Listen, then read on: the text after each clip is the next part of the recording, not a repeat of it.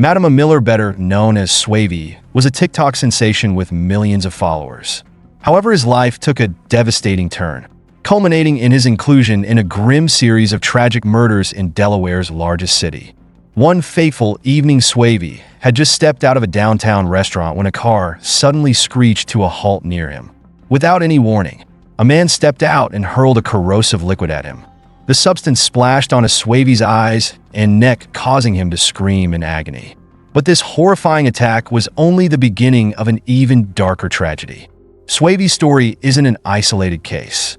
In April 2020, an Australian TikToker had bravely confronted online threats, only to suffer devastating consequences that forever altered her life.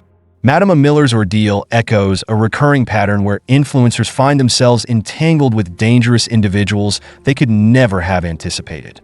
At just 19 years old, Swavy had risen to fame for his lively, high-energy TikTok videos. His content quickly amassed a staggering 2.5 million followers on TikTok and over 400,000 on Instagram. Yet beneath the cheerful facade lay a darker truth, one of dangerous affiliations with criminal gangs that ultimately led him to an unforeseen and tragic end. Born on December 26, 2001 in Wilmington, Delaware, Madama Miller grew up alongside his brother Stack-Up Quan, was also a well-known TikToker.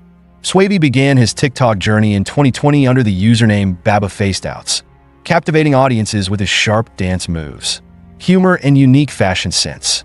His rapid ascent to internet stardom turned him into a household name within the online community. However, less than a year later, on a somber night in July 2021, Swavy became the victim of a brutal shooting. At approximately 10:42 p.m. on July 5th, Wilmington police received reports of gunfire at the 700 block of Elbert Place. Upon arrival, they discovered Swavy and another teenager suffering from gunshot wounds. Despite being rushed to the hospital, but Swavy succumbed to his injuries. News of his death spread rapidly across social media platforms, leaving fans and friends reeling in shock. Prominent YouTuber Kid Mori posted a heartfelt tribute to Swavy, while countless others expressed their grief through TikTok posts and videos. Particularly haunting was Swavy's final TikTok video uploaded just 24 hours before his murder, which garnered over 9.2 million views and thousands of comments. Despite the widespread mourning, details about the case remained shrouded in mystery. Key questions persisted. Who was responsible for the attack? Why did it happen? And most critically, where exactly had Swavy been shot? Wilmington police withheld critical information, further deepening the enigma surrounding the tragedy. Finally, in April 2024, the killer was identified as 20-year-old Israel Lecomte. Yet the most pressing question remains unanswered. Why did Israel Lecomte want Swavy dead? To understand the motives behind this senseless crime, one must delve into Wilmington's chaotic backdrop of gang violence and rampant gun crime. Just a month before Swavy's murder, authorities had indicted numerous young men for their involvement in dangerous gangs. Swavy's connections to these groups may have been the fatal link that sealed his tragic fate. Swavy's story serves as a harrowing reminder of the perilous intersections between online fame and real-world danger, where a life celebrated for joy and creativity can be abruptly cut short by the shadows lurking just out of sight. The dark tale of gang violence, the tragic death of Swavy, and its chilling ripples. The NorthPac gang, along with other criminal groups, faced accusations of committing a series of heinous crimes, including multiple murders. Prosecutors argued that the rivalry between NorthPac and other youth gangs in the city had sparked a deadly chain of violent incidents during that period. Court proceedings relied heavily on testimonies from gang experts and young offenders to establish that these groups existed with the sole intent of provoking violence, harming rivals, and discrediting enemies, all while leveraging social media to bolster their notoriety. According to Deputy Attorney General Anthony Hill, Swavy wasn't killed solely because he was a gang affiliate, but rather because of his associations with individuals connected to gang activity. By May 2021, many members of the NorthPac gang had been arrested or faced severe charges. In response, Israel Lecomte took it upon himself to keep the gang's name alive, ensuring it wouldn't fade into obscurity. He initiated a killing spree as a twisted means of preserving its reputation. Israel's reign of terror began on June 9th, 2021, with a shooting at a park in North Wilmington. Nearly a month later, he struck again, targeting Swavy. What makes this even more disturbing is that Israel didn't kill Swavy over a personal dispute. Swavy became a target because of his friendship with Quentin Dorsey, a 22-year-old whom Israel considered an enemy. Ironically, Israel had murdered Dorsey just one day before Swavy's tragic death. A close friend of Swavy recounted to authorities that the two were returning from breakfast at Mickey D's when they were ambushed near Swavy's home. A black Nissan captured on surveillance footage during Dorsey's murder appeared at the scene of Swavy's shooting as well. The friend recognized Israel, a familiar figure in the neighborhood, and immediately sent a photo of him to Swavy's brother via Instagram to confirm the perpetrator's identity. Shortly after, investigators discovered that Israel's phone had connected via Bluetooth to the black Nissan, which was later found abandoned on a roadside. This crucial lead helped police track him down. Israel was arrested and, following a thorough investigation, was convicted of first-degree murder. As he was 18 at the time of the crime, he received a life sentence without the possibility of parole. Additionally, Israel faced other charges including gun violence and robbery. He is currently serving an additional 27 years for a separate shooting in 2021 to which he confessed.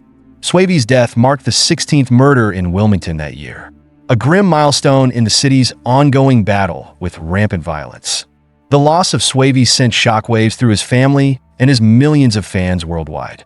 By 2021, his TikTok account had amassed over 3.8 million followers and 139 million likes. Following his untimely death, his family launched a GoFundMe campaign to cover funeral expenses, quickly surpassing their $19,000 goal. Despite the outpouring of condolences, the pain of Swavy's loss remains a lasting wound for those who loved him. This tragic tale doesn't end with Swavy's death. It's entwined with the harrowing experience of Jenny Alhassan, a prominent Australian TikToker who also faced life-threatening danger, adding another chilling layer to this grim narrative. On the night of April 15th, 2022, Jenny, 34, was live-streaming on TikTok when an unthinkable attack unfolded in real time before her millions of viewers. While strolling with her sister through Haymarket in Sydney, Jenny had no idea that her growing online fame would come at such a horrifying cost. While live-streaming, Jenny Alhassan, an Australian TikToker, began receiving provocative comments from an anonymous account. The user demanded she remove her sunglasses and inquired about her location. However, Jenny ignored the taunts and continued her broadcast. Suddenly, a black SUV screeched to a halt beside her. A man stepped out and, in a flash, sprayed a corrosive liquid directly onto Jenny's face. She screamed in terror as the acid seared her skin, leaving her gasping for air. The burning liquid clung to her right eye, forehead and neck, inflicting agonizing pain. The attacker quickly returned to his vehicle and vanished into the night, leaving Jenny writhing on the ground in excruciating pain. Jenny was rushed to Royal North Shore Hospital, where she received emergency treatment. However, the burns left permanent scars that served as a constant reminder of the horrific attack. This brutal assault was just the tip of the iceberg in a dark, tangled web of crime and danger. Before this incident, Jenny had ties to one of Sydney's most notorious criminals, Stephen Elmer, a convicted drug lord and the ex-husband of Jenny's sister Alia. Elmer was serving a 24-year sentence for his crimes, despite being incarcerated, but his shadow loomed large over Jenny's life. While Elmer remained behind bars, suspicion turned to another figure, Ali Yahuncho Younes, a close associate of Elmer. Younes had also been romantically involved with Jenny. Their relationship had grown so intense that Younes reportedly spent $200,000 to support her TikTok career. However, as Jenny's fame rose, tensions between the two escalated, leading to the deterioration of their relationship. Younes, deeply tied to the infamous Alameddin crime family, became the prime suspect in the attack. Yet his connections to the Alameddin family weren't the only reason for suspicion. In the weeks leading up to the assault, Jenny had uploaded a series of TikTok videos where she openly challenged an unnamed individual who had been threatening her in the comments. In one video, Jenny revealed, "Earlier today, while I was live streaming, someone came in and told me to take down my podcast. It wasn't a request, it was a threat. They said if I didn't, there'd be consequences." Her voice trembled with tension as she added, "I'm making this public so that if anyone wants to come for me, they know where to find me." The attack on Jenny wasn't just a horrific act of violence, it marked the culmination of her ongoing struggle against the dark forces surrounding her. The incident exposed the lurking dangers of an online presence intersecting with real-world threats, where social media can become a deadly weapon. Jenny's defiance didn't stop there. In another video, she boldly admitted, "Yes, I have a big mouth, but I never thought it would make someone want to pay for an attack on me, especially when I have a daughter to think about." A shocking twist came when Jenny revealed an audio recording of a police officer warning her to stay in public spaces for her safety. The officer's words were chilling. "There's someone out there trying to find you." This ominous warning foreshadowed the dreadful events to come. Despite the clear warnings and mounting signs of danger, Jenny failed to take sufficient precautions. After the acid attack, more turmoil ensued. Jenny fled into a nearby building, pleading for water and assistance. Later, she shared videos of her injuries on social media, but when questioned by the police, she refused to cooperate. Jenny admitted she recognized one of her attackers, but declined to reveal any details. Her silence left investigators and the public puzzled. Was she hiding something? Did her connections to Sydney's criminal underworld go deeper than she let on? These lingering questions have continued to haunt those who follow Jenny's story, leaving an unsettling air of mystery around the tragic events that changed her life forever. Tragedy struck not just one TikToker, but another as well, sending shockwaves through the online community. Jacob Najjar, a 36-year-old Australian TikToker of Iraqi descent known for his humorous videos about life and business, became the victim of a harrowing ordeal. In the dead of night on November 4th, 2023, Jacob was abducted from his home in Lidcombe, Sydney by a group of approximately 7 assailants. Dragged from his residence, he was taken to an undisclosed remote location where his worst nightmare unfolded. Jacob, who had garnered over 56,000 followers on TikTok and owned the popular Thirsty Monkey Cafe chain in southwest Sydney, unwittingly became the target of a violent criminal group. Over nearly 24 hours, he was subjected to brutal torture. Finally, he was discovered on Lower Washington Drive, roughly 30 kilometers from his home, with severe facial injuries and a minor stab wound. Paramedics arrived just in time to stabilize him and rushed him to Sutherland Hospital for treatment.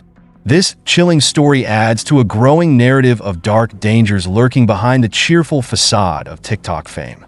What seems like a platform for lighthearted entertainment can, for some, conceal deadly risks. Why was Jacob targeted in such a horrifying manner? The answers remain elusive.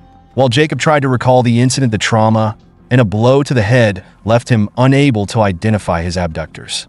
However, investigators began piecing together clues, leading to more questions than answers. The case took a twist when police uncovered another eerily similar incident. A 44-year-old man had also been abducted from his store and held captive for nearly 24 hours before being released with minor facial injuries, strikingly similar to Jacob's wounds.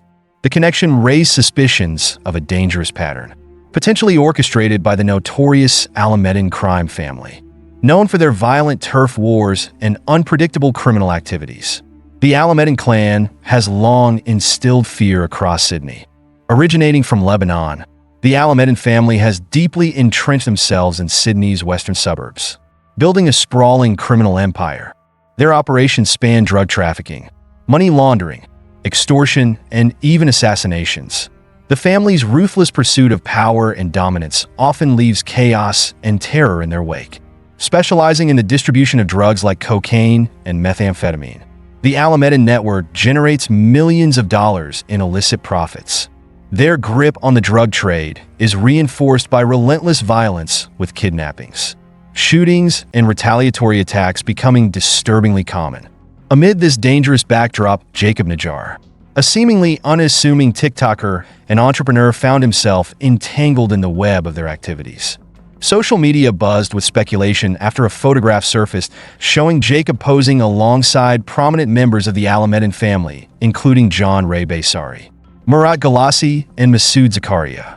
While this connection might be purely coincidental, but investigators could not dismiss the possibility that Jacob had dealings with the family in the past. Was his abduction a consequence of a failed transaction, or a mere case of being in the wrong place at the wrong time? The kidnapping of Jacob Najjar has sparked widespread concern on social media, pressuring Sydney authorities to act. Police are working tirelessly to uncover the truth behind this brazen attack, while the public grapples with the disturbing realization that fame, especially in the TikTok era, can attract not only admiration but also deadly danger. Jacob's story is a grim reminder of the hidden threats that linger in the shadows of online fame. For him and others like him, the cost of visibility in the digital age can be alarmingly high. After an intense investigation, law enforcement apprehended 3 men and 1 woman linked to the abduction of Jacob Najjar. Among the suspects was a 30-year-old man charged with 2 counts of kidnapping for ransom, inflicting physical harm, and leading a criminal organization. 2 other men faced similar charges, including participating in a criminal group, using a stolen vehicle, and conspiring to kidnap. Meanwhile, a 24-year-old woman was also implicated in the harrowing crime. While pieces of the puzzle were slowly coming together, many questions remained unanswered. Could the full truth be uncovered before these criminals wreak havoc again? Jacob Najjar's ordeal came to a relatively peaceful end as he emerged from the horrors of his abduction. However, his survival marked the close of one nightmare and the prelude to another. This time the story centered on George Mabaid, a prominent TikToker whose involvement in a horrifying scandal cast a shadow over Lebanon. In 2023, Lebanon was shaken by the brutal murder of Leen Talib, a crime that left the nation reeling. Yet, less than a year later, the country found itself embroiled in another shocking controversy. Not a singular crime, but a systemic exploitation orchestrated by influential figures and social media celebrities. In May 2024, Lebanese authorities launched a large-scale investigation into a sophisticated criminal network. Approximately 28 to 30 individuals were accused of exploiting TikTok and Instagram to lure minors into performing explicit acts on camera. The videos were then sold on the dark web, a shadowy underworld rife with crime and corruption. Among the suspects, one name stood out: George Mabaid, a TikTok personality with over 400,000 followers. He was well known for his popular hair salon, Hair Zone, in Beirut. However, George's fame on TikTok was far from the centerpiece of this story.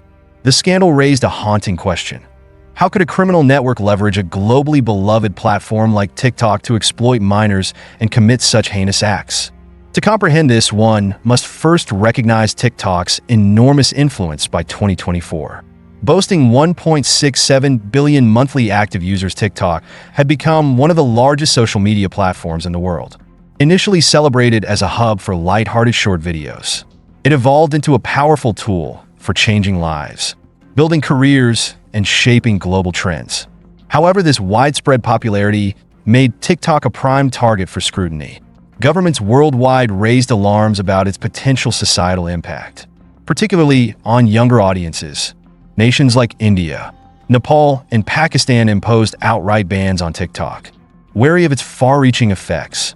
Yet few could have anticipated that the very platform designed to entertain and connect would be weaponized to violate the innocence of minors, dragging them into the depths of criminal depravity. George Mabaid's involvement in this dark saga remains shrouded in uncertainty.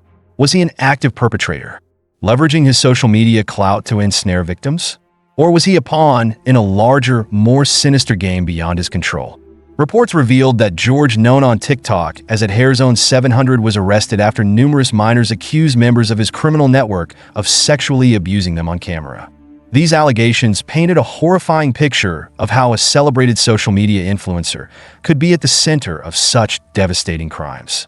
The Lebanon scandal unveiled the terrifying underbelly of social media, raising critical questions about safety and responsibility in the digital age.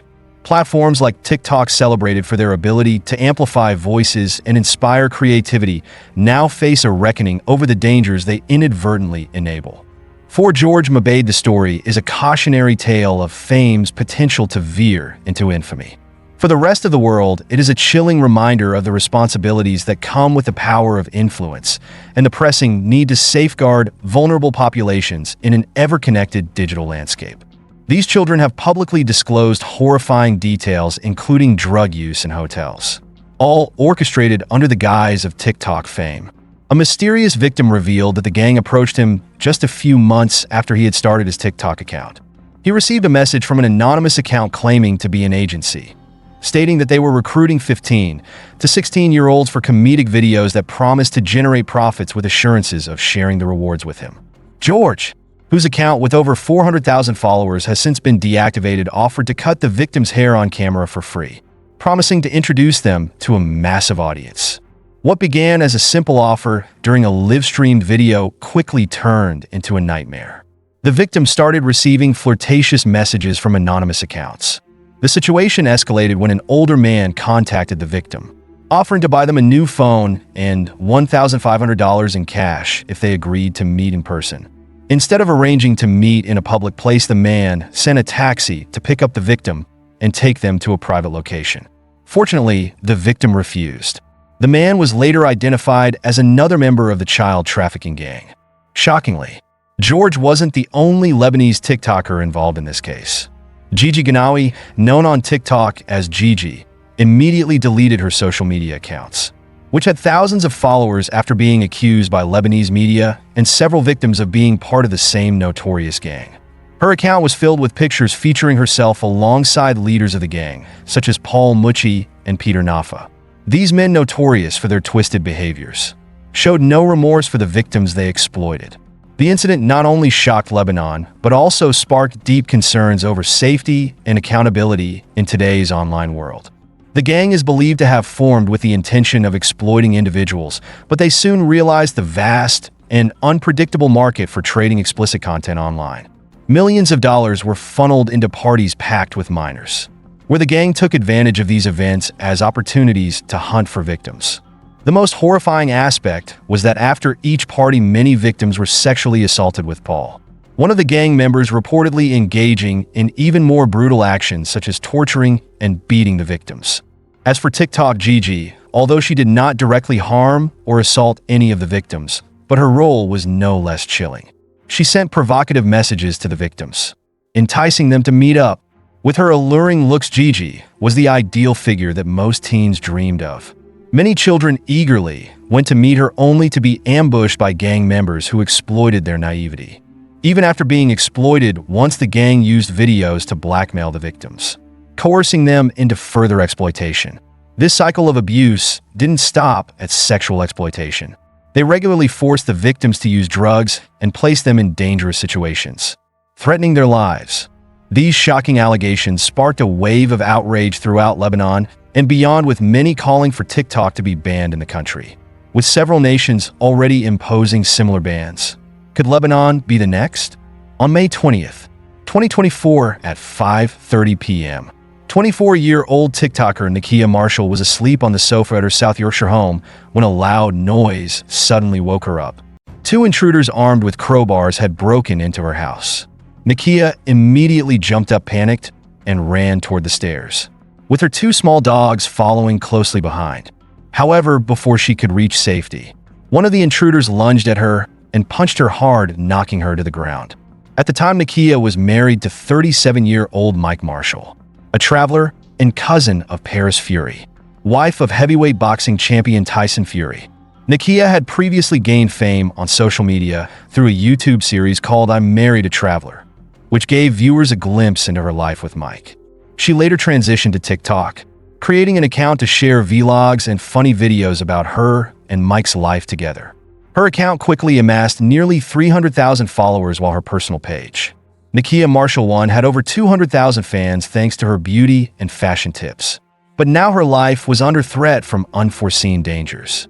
Nikia was known for her outspoken views on sensitive topics, which earned her a large female following. However, these very views also made her a target for many enemies, particularly men, once she publicly criticized individuals who sent her infidelity proposals, revealing that she received up to 20 such messages every day. With her boldness and controversial opinions, it wasn't hard to see why Nikia caught the attention of malicious individuals, ultimately becoming the victim of a violent attack. On that fateful day, as the intruders attacked, Nikia rushed upstairs to her bedroom, desperately seeking safety. Although the thought of jumping out of the window to escape flashed through her mind, she stopped when she saw the intruder beginning to destroy her home. Things worsened when she realized that her husband, Mike, was working at a construction site, leaving her feeling more vulnerable and alone than ever before. A terrifying moment occurred when one of the masked men believed to be the leader of the group saw her through the window and coldly uttered a threat.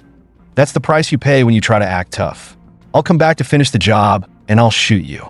Those words echoed in the cold space, causing Nikia's heart to tighten. She saw the group leave, one of them carrying a gun, and a wave of confusion and fear overtook her. In that instant, Nikia refused to let herself sink into hopelessness. She immediately called the police and informed her husband about the terrifying situation unfolding. Security camera footage later helped the police identify one of the intruders, whose distinct gypsy accent made it even clearer that the gang was involved. With her legs covered in cuts from the broken glass, Nikia was rushed to the hospital in a state of panic. But this story was not just about a brutal attack, it served as a wake-up call for all of us. No matter what you do, never let jokes or online arguments put you in dangerous situations where criminals are constantly lurking. What do you think about this incident?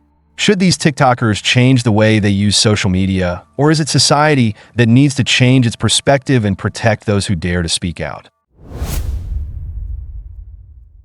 This is the story of a man who to this day is remembered as one of the most brutal and violent criminals in Scotland.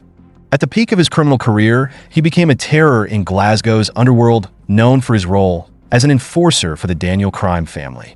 One of his punishment methods was called the alien abduction, a terrifying technique so horrific that it left the victims not only physically scarred but also with severe psychological trauma, unable to remember what had happened to them.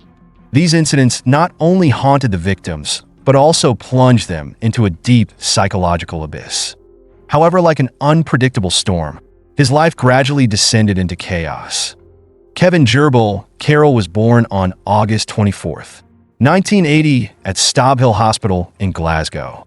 He was well aware that many enemies were secretly waiting for the chance to take him down, but what he never anticipated was that these foes would emerge from an unexpected corner. Kevin's childhood was clouded by the relentless bullying he endured. The brothers Stephen Lyons and Edward Jr. became his tireless tormentors. Remember the name Lyons, as it will become an essential part of this intense story. The Lyons family, with a long history of crime and power, was a formidable force in Glasgow's underworld. However, they weren't the only family vying for dominance. The Daniel family was also striving for control. Coincidentally, the sons of crime boss Jamie Daniel, Robert Daniel and Francis Fraggle Green, attended the same school as Kevin. The three boys quickly became close friends, and soon after Kevin found himself deeply immersed in the criminal world. His cousin gave him the nickname Gerbil, inspired by the cartoon character Kevin the Gerbil, and the name quickly became well known within the family. As the friendship between the three deepened, Kevin became entangled in the conflict between the Daniel and Lyons families, a feud marked by betrayal and hatred like sharp blades. By the time he reached his teenage years, Kevin had become well known to the police, and at the age of 19, he was jailed for 3 months for car theft. It wasn't long before Kevin moved on to a more lucrative form of crime, sinking deeper into the underworld. In the world of drug trafficking and enforcing the rules for the Daniel family, Kevin proved himself to be a fearless and ruthless figure. He quickly stood out with his signature style of attack known as alien abduction. As the top enforcer for the Daniel family, Kevin was responsible for dealing with anyone who opposed the crime family in any way he saw fit. With his unpredictable temper and whirlwind violence, Kevin soon developed his preferred method of handling enemies. He would gather a group of loyal henchmen, and in the dead of night, they would launch secret raids on the homes of their victims, disguised as armed police officers. In the darkness, they would stealthily abduct their target, taking the victim to secure locations or abandoned buildings, all while keeping the victim blindfolded, unaware of their fate. Upon reaching the destination, Kevin and his gang would begin to torture the victim, not just physically, but also psychologically. The methods they employed were so brutal that words cannot adequately describe them. However, I know that their favorite tools for torture were electrical devices which subjected their victims to hours of terror. It's unimaginable to picture the horrific scenes that must have unfolded. Once Kevin was done, the victims were often released, but left completely naked, wandering lost on dark streets. When questioned by the police about what had happened, many victims could not recall due to the psychological shock, or were simply too afraid to recount their ordeal. This is the origin of the term alien abduction. Victims were kidnapped in the night and returned in a state of panic, unable to remember what had happened to them the night before. What drives a person to commit such cruel acts without any remorse? For many, the answer is simple. Kevin Carroll was a true psychopath. As stories of his crimes spread, his reputation only fueled more fear among others. As mentioned earlier, Kevin was also involved in drug dealing, but he had a very different approach. Not only did he sell drugs, but he also ambushed and robbed other traffickers of their goods and money. In one instance, a trafficker had spent a large sum to buy 5 kilograms of cocaine, but later that same day, Kevin and his crew ambushed him and stole back the entire load of drugs. On another occasion, when Kevin found out about a gun he desperately wanted, an underworld source revealed that Kevin believed if he had that weapon, his enemies wouldn't stand a chance. The weapon in question was a stolen SA-80 rifle, the kind used by the British Army. This rifle came with a tripod and infrared scope, and the soldier selling it was asking for £10,000. However, Kevin wasn't the only one interested in this gun. The Lyons family had also heard about the rifle and had even put down a £4,000 deposit to purchase it. But before the Lyons could retrieve the weapon, Kevin acted. He kidnapped the soldier selling the gun and tortured him with a blowtorch. In utter terror, the soldier handed over both the rifle and the £4,000 deposit. It was a 2-for-1 deal for Kevin Gerbil. Meanwhile, tensions between the Daniel and Lyons families continued to escalate, with Kevin caught in the middle of this growing conflict. Both families controlled different areas in northern Glasgow, with the Lyons ruling over Milton, while the Daniel family was based in neighboring Possil. The Lyons family had maintained a strong position of power in their area, receiving favoritism from the local government for many years.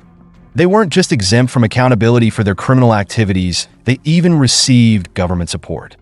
In 1992, Eddie Sr., the head of the Lyons family, was given control of the former Churnside School in Berwickshire for a community project. However, the only community project Eddie was truly interested in was expanding his criminal empire. 3 years later, in 1995, when Eddie turned the school into his headquarters, he received a public grant of up to £1.4 million. While this may seem strange at the time, but Eddie Lyons had cleverly built a respectable public image, pretending to help the local community while secretly strengthening his criminal hold. Aside from the ongoing conflicts over greed and control of drug territories, there was another factor that added fuel to the fire, causing tensions between the two families to explode. In the summer of 2001, chaos ensued when a large quantity of the Daniel family's cocaine was stolen from a house in Milton, a territory clearly under the control of the Lyons family. The drugs were later resold to the Lyons family right in Milton, their own territory, infuriating the Lyons as they realized the Daniel family was trying to infiltrate the market they had built over the years. This was the final straw for the Daniel family, and Kevin, with his deep personal grudge, eagerly jumped into the conflict. With his violent nature, the feud between the two families intensified, and it was no surprise that more and more people sought revenge against Kevin. The first attack on Kevin occurred in 2003 right in front of his mother's house. Although injured, this assault wasn't enough to take him down. 3 years later, in 2006, another, much fiercer attack took place. Kevin and his ally, Ross Sherlock, were walking in the town of Bishopbriggs when a car suddenly sped toward them. They were ambushed from behind, and a bullet struck Kevin in the stomach, but once again he narrowly escaped death. This attack was understandable, as rumors circulated that the two men had been involved in the desecration of a grave in Bishopbriggs. The grave that had been defiled belonged to Gary Lyons, Eddie Lyons' son, who had died at the age of 8 from leukemia. To make matters worse, the desecration took place right before the boy's birthday, when the Lyons family was planning to visit his grave. When the Lyons saw their child's tombstone vandalized, they were consumed with rage. Attacking the grave of an innocent child was a despicable, unforgivable act, and if the Daniel family was willing to go this far, no one could predict who or what they would strike next. The Lyons family immediately decided to seek revenge, with Kevin and Ross as their prime targets. From that moment on, the war between the two families became a brutal cycle of retaliation. Whenever a member of one gang was attacked, the opposing family would respond in kind. Shortly after the failed attack on Kevin, another far more public and brutal assault took place. Just 3 weeks later, on December 6, 2006, two hitmen from the Daniel family, Raymond Anderson and James McDonald, stormed into the showroom of MOT Station, a car dealership owned by David Lyons, Eddie Lyons' brother. They brazenly opened fire in broad daylight. Within minutes, David's 21-year-old nephew, Michael Lyons, lay motionless on the floor, while his cousin, Stephen Lyons, was gravely injured along with several others. Both Daniel family hitmen were eventually caught and sentenced to 35 years in prison, though the attackers were apprehended, but everyone knew the Lyons family wouldn't forgive so easily. The conflict continued to simmer for the next 4 years. Then came January 13th, 2010, a fateful Friday. Kevin had planned a meeting with someone in the parking lot of the Asda supermarket in Royston, Glasgow. He sat in the back seat of a black Audi A3 while his two associates were in the front. Unarmed and unsuspecting, they had no inkling of the danger they were about to face. Kevin appeared relaxed, unprepared for the violence to come. Suddenly, everything happened in a flash. At 1:23 p.m., the busy parking lot became a scene of chaos as a Volkswagen Golf sped toward Kevin's Audi, blocking its path.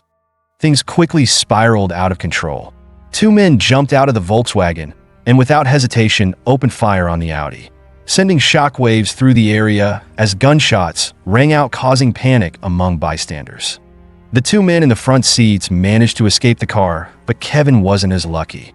He was hit by at least 5 bullets with a total of 13 rounds fired into the vehicle. One bullet struck Kevin directly in the head, ending his life on the spot.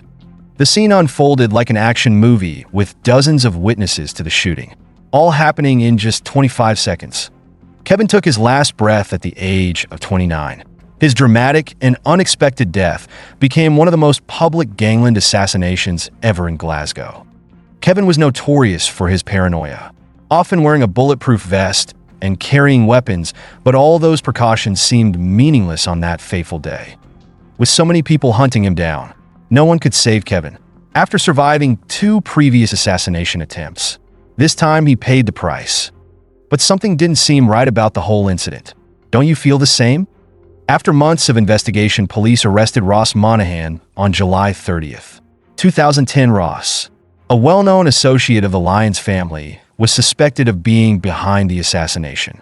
However, the trial collapsed in 2012 when the judge declared there wasn't enough evidence to convict him. The trial largely hinged on a small fragment of gunshot residue found on a jacket seized during a raid on Ross's home. Forensic expert Alison Colley, working for the Scottish police, initially claimed the residue matched the type found at the crime scene. However, she later admitted that this conclusion was based on tests she typically didn't conduct, and she only did so because detectives pressured her. Moreover, she wasn't aware that armed officers had been present during the search of Ross's home, raising the possibility of cross-contamination. In the end, the evidence was thrown out and Ross was set free. If you feel like something's off about this story, you're not alone. How could the Lyons family have ambushed Kevin so unexpectedly, and why wasn't he prepared?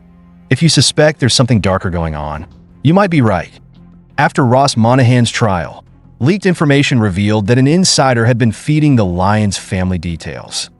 Former police officer Derek McLeod was found to have passed on secret surveillance information to the crime family, particularly about Kevin and his associates. At the time, Derek was working for the Lothian and Borders Police, but few knew that he was also an active member of the Lyons gang. The information Derek provided helped the Lyons family stay one step ahead of the police. When his betrayal was discovered, a raid on Derek's home uncovered 85 kilograms of cannabis hidden under the stairs and a cannabis farm in the garage. It's believed Derek had the support of the crime family to distribute this product.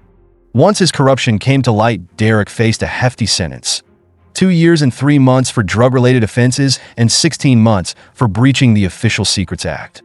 But if you still feel something's fishy about Kevin's assassination, there's another theory many can't dismiss: that the Daniel family themselves ordered Kevin's murder. Sounds crazy, right? Kevin was supposed to have a good relationship with the Daniel family, but the truth wasn't always as it seemed. Insider sources revealed that the Daniel family leaders were becoming increasingly concerned that Kevin might become a threat rather than an asset.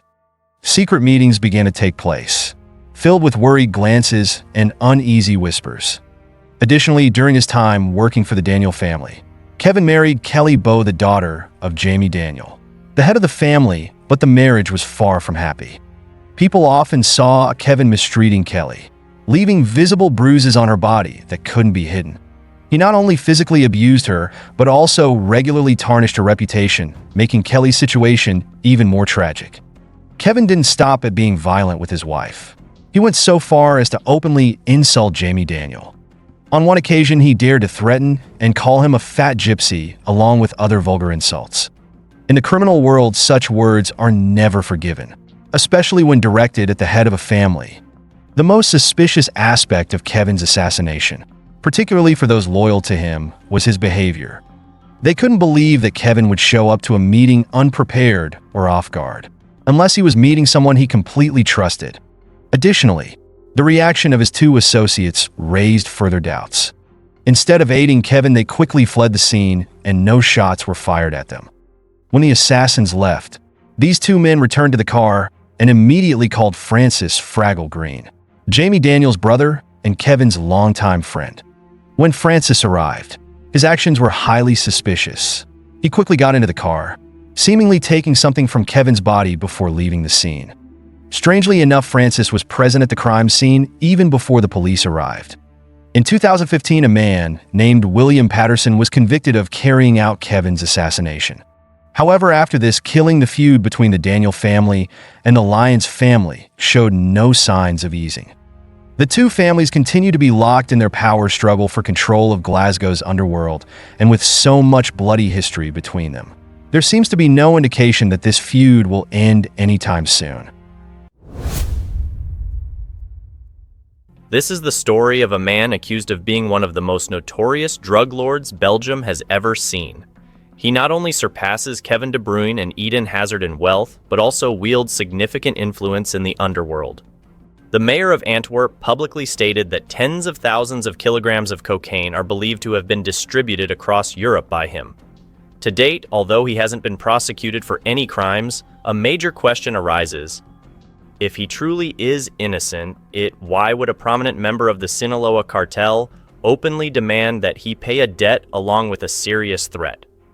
This story is about Othman El Ballouti, born in 1986 and raised in Borgerhout, Antwerp.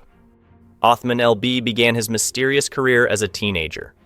He stealthily infiltrated the Antwerp port under the cover of night to retrieve shipments of cocaine from containers, serving his secret clients. Determined not to leave a trace, Othman quickly became a master in the trade, and money began flowing into his pockets like a torrent. While his allies often squandered their wealth on luxury cars, designer clothes, and extravagant lifestyles, Othman chose a different path. Typically, those who extract cocaine from the port are considered easily replaceable errand boys, sitting at the bottom of the distribution chain and earning low wages. They only receive a few thousand euros, a mere fraction of the profits they generate for their boss. However, Othman had a different strategy. Instead of taking cash, he decided to be paid in the very product he was transporting. This was a brilliant strategic decision. He received cocaine at the price importers had paid in South America, only 2,000 to 4,000 euros per kilogram. However, once the cocaine reached the port of Antwerp, its value skyrocketed to around 25,000 euros per kilogram. By selling the cocaine himself, Othman reaped enormous profits, catapulting him to new heights in the smuggling world.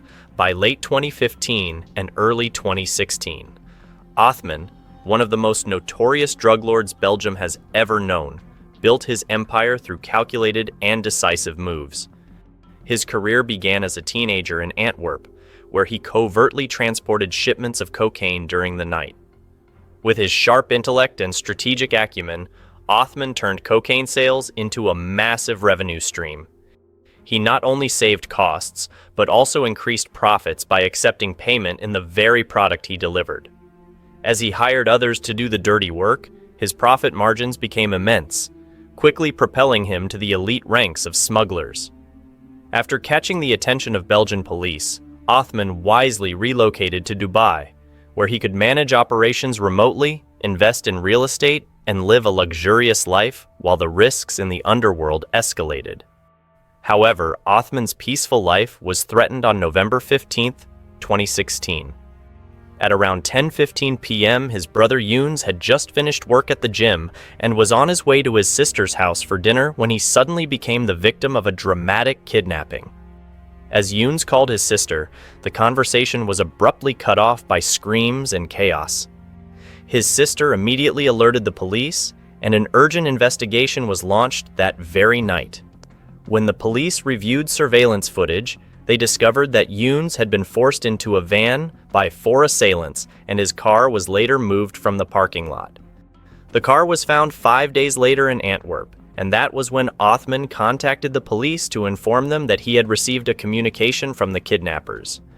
He revealed that they demanded a ransom of up to millions of euros, and named the mastermind behind the kidnapping as Hussein Ayet S., an adversary of Gwyneth Martha in a major dispute in Amsterdam. Othman provided such detailed information that he even knew the serial number of the BlackBerry Hussein was using. While Younes was held captive in Brussels and later moved to Paris, Othman in Dubai continued to supply information to the Antwerp police, despite denying any involvement in this conflict. Rumors spread that the kidnapping might have been linked to a lost shipment. In an exclusive interview with the Belgian press, when asked about his involvement, Othman asserted, "I have no conflict with anyone. The kidnappers only want money. They choose those they think have a lot of it. I don't have enough money to pay millions of euros to ransom my brother, and even if I did, I wouldn't pay a single cent." Even when Antwerp police urged Othman to pay the ransom and questioned whether he would really abandon his brother, Othman firmly refused. Finally, after 37 days of captivity, Younes managed to escape in a dramatic fashion. He used a spoon to unlock his handcuffs and tied bedsheets together to climb out.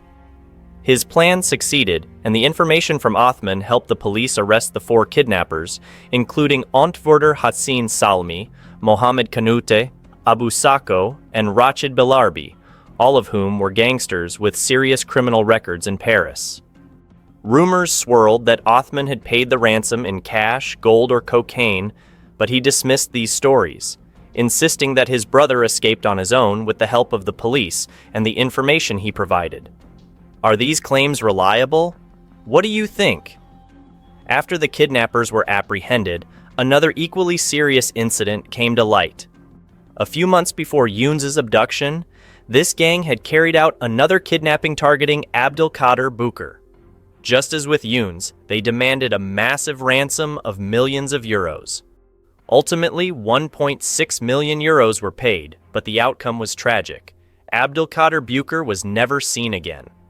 In June 2018, a massive data leak sent the media into a frenzy. At that time, Dubai's real estate market was booming, and there was a lot of money tied to the leaked database, which included 54,000 addresses and 129,000 owners from 181 countries. Although many of these individuals had not been accused of any wrongdoing, the database revealed information about organized crime figures and other suspicious individuals. Othman El Ballouti also appeared on this list as a prominent figure in the underworld. After moving to Dubai, Othman invested millions of dollars in real estate. He owned at least 11 properties worth a total of $8.5 million, including luxury villas in Frame, classic properties in Discovery Gardens, and a $1.4 million apartment at Skyviews Observatory, one of Dubai's most prestigious buildings. In response to the information from the leaked database, Othman denied all allegations. He claimed that he was not involved in drug trafficking, but was instead engaged in buying and selling luxury watches, investing in real estate, and trading stocks. However, after 5 months of silence, the accusations continued to mount. Since being linked to drug trafficking in 2015, prosecutors have been unable to prove his guilt due to a lack of concrete evidence. Othman always maintained a low profile and left no clear traces, making it more challenging than ever to gather evidence. By April 2022, raids were conducted in Belgium, the Netherlands, and Germany, leading to the seizure of evidence that could be damaging to Othman. These raids were carried out after police investigated a series of confiscated drug shipments. In 2021, a total of 35,000 kilograms of drugs were linked to Othman. A shipment of nearly 11,000 kilograms was seized at the port of Antwerp on April 2nd, 2021, hidden in containers. The criminals used Sky ECC phones for communication, and while the police could read their messages, they were unable to log in due to the highly secure passwords. The investigation expanded as 3 other massive shipments were confiscated, including nearly 16,000 kilograms at the port of Hamburg on February 12, 2021, and nearly 8,000 kilograms at the port of Antwerp on February 20, 2021. Othman consistently and publicly denied any involvement with these shipments, but the situation grew increasingly tense. On January 9, 2023, tensions escalated when 3 shots were fired into the garage door of a house belonging to Othman's family. Behind the garage door was a makeshift living room with a kitchen.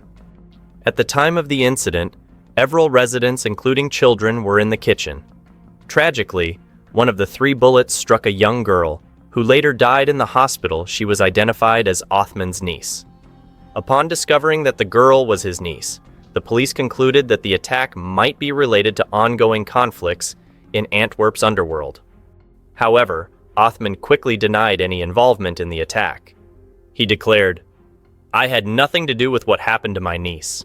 I will continue to search for those responsible until they are brought to justice." As the situation grows increasingly dire and conflicts continue to unfold, the future of Othman and his family becomes more uncertain. When questioned about how he could make such a claim, especially given his background in a notorious criminal family, Othman retorted, "Our family is not notorious. Can you point to any attack in Antwerp in recent years that my family was involved in? I'll tell you, there is none. I'm not involved in any conflicts and have been living away from Belgium for 12 years. The police are trying to make me the face of everything. The truth will come out, and I will ensure that." On March 10, 2023, a major shock was announced. Belgian prosecutors were seeking a 9-year prison sentence for Othman for large-scale drug importation and money laundering. They also proposed an 8-year sentence for Othman's brothers, Noordin and Younes. Othman and his brothers were regarded as major figures in the European underworld. Prosecutors believed they had a solid case thanks to the Sky ECC messages and the intercepted shipments that they claimed were coordinated by Othman. According to the messages, Othman often used the alias Big Brother. Some typical messages from Big Brother to his brother Noordin read, "Can I send that amount? 100 things you successfully did." Noordin responded with a smiling face emoji. "You have 1.3 million, 200 is 1.1 million, now 90 times 29 is 3.7 million. Can I send it tomorrow? Sorry, 650K? I forgot your investment. 3,150,000. Noordin replied, "Okay, I have 3 million all in cash." Othman continued, "Might need $1 million there so I don't have to knock on your door every time." Later, Othman asked, "Do you have space for me to stash another 10 million just for me?" The calculations in Othman's messages were believed to refer to a 100-kilogram drug shipment with a purchase price of 6,500 euros per kilogram and the 650K investment mentioned. 90 times 29 inches was thought to refer to 90 kilograms of drugs sold at 29,000 euros per kilogram wholesale. When the shipments arrived in Europe, other messages about large cash transactions and additional information would be used in court to put Othman behind bars. Othman responded to this news by stating, "They will never be able to convict me in this case because there is no evidence." However, the bad news didn't stop there. On July 19, 2023, the USA Department of the Treasury added Othman, along with his brothers and associate Ben Azza, to the OFAC sanctions list. Being on the sanctions list of the Office of Foreign Assets Control, OFAC, means that any assets, bank accounts, businesses and vehicles under your name linked to the USA could be frozen or seized. This is a serious and powerful blow. However, Othman didn't seem too worried, responding briefly with, "Do you think I own anything?" Given what is known about his operations, it wouldn't be surprising if he had already carried out a sophisticated plan to transfer his assets to other names to avoid seizure. Only time will tell if this is the case.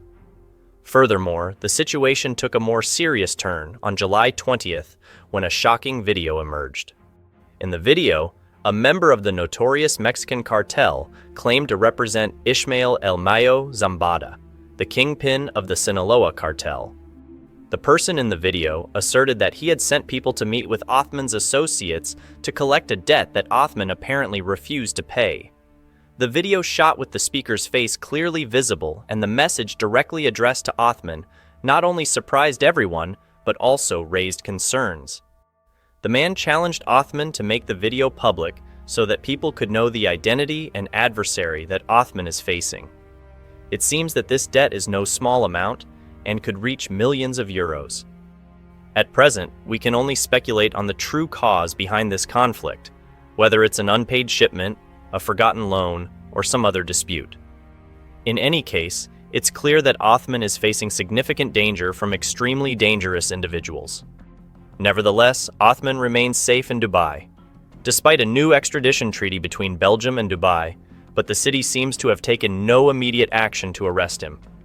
Othman continues to live in luxury and has not been prosecuted for any serious crimes. For now, he is still presumed innocent until proven otherwise. So the story of Othman continues to become more intriguing. I will keep following the latest developments in this case. In the glittering world of TikTok, where fame can strike overnight with just a viral video, the darker realities of stardom often remain overshadowed by catchy dances and addictive music. Yet behind the vibrant screen of this platform, some influencers have paid the ultimate price for their popularity. Among them is the chilling tale of Carla Pardini, a 21-year-old TikToker whose life was brutally cut short by an obsessive stalker. On the fateful night of September 20th, 2022, at precisely 10:30 p.m., a phone call altered Carla's destiny forever. An anonymous voice on the other end issued a cold demand. She was to step outside her home without informing her mother, with whom she lived. Confused yet curious, Carla complied without resistance, stepping into the darkness of the night. It was the last time she would ever leave her home. Carla, a renowned Mexican TikToker with over 990,000 followers, had risen to fame since joining the platform in 2020.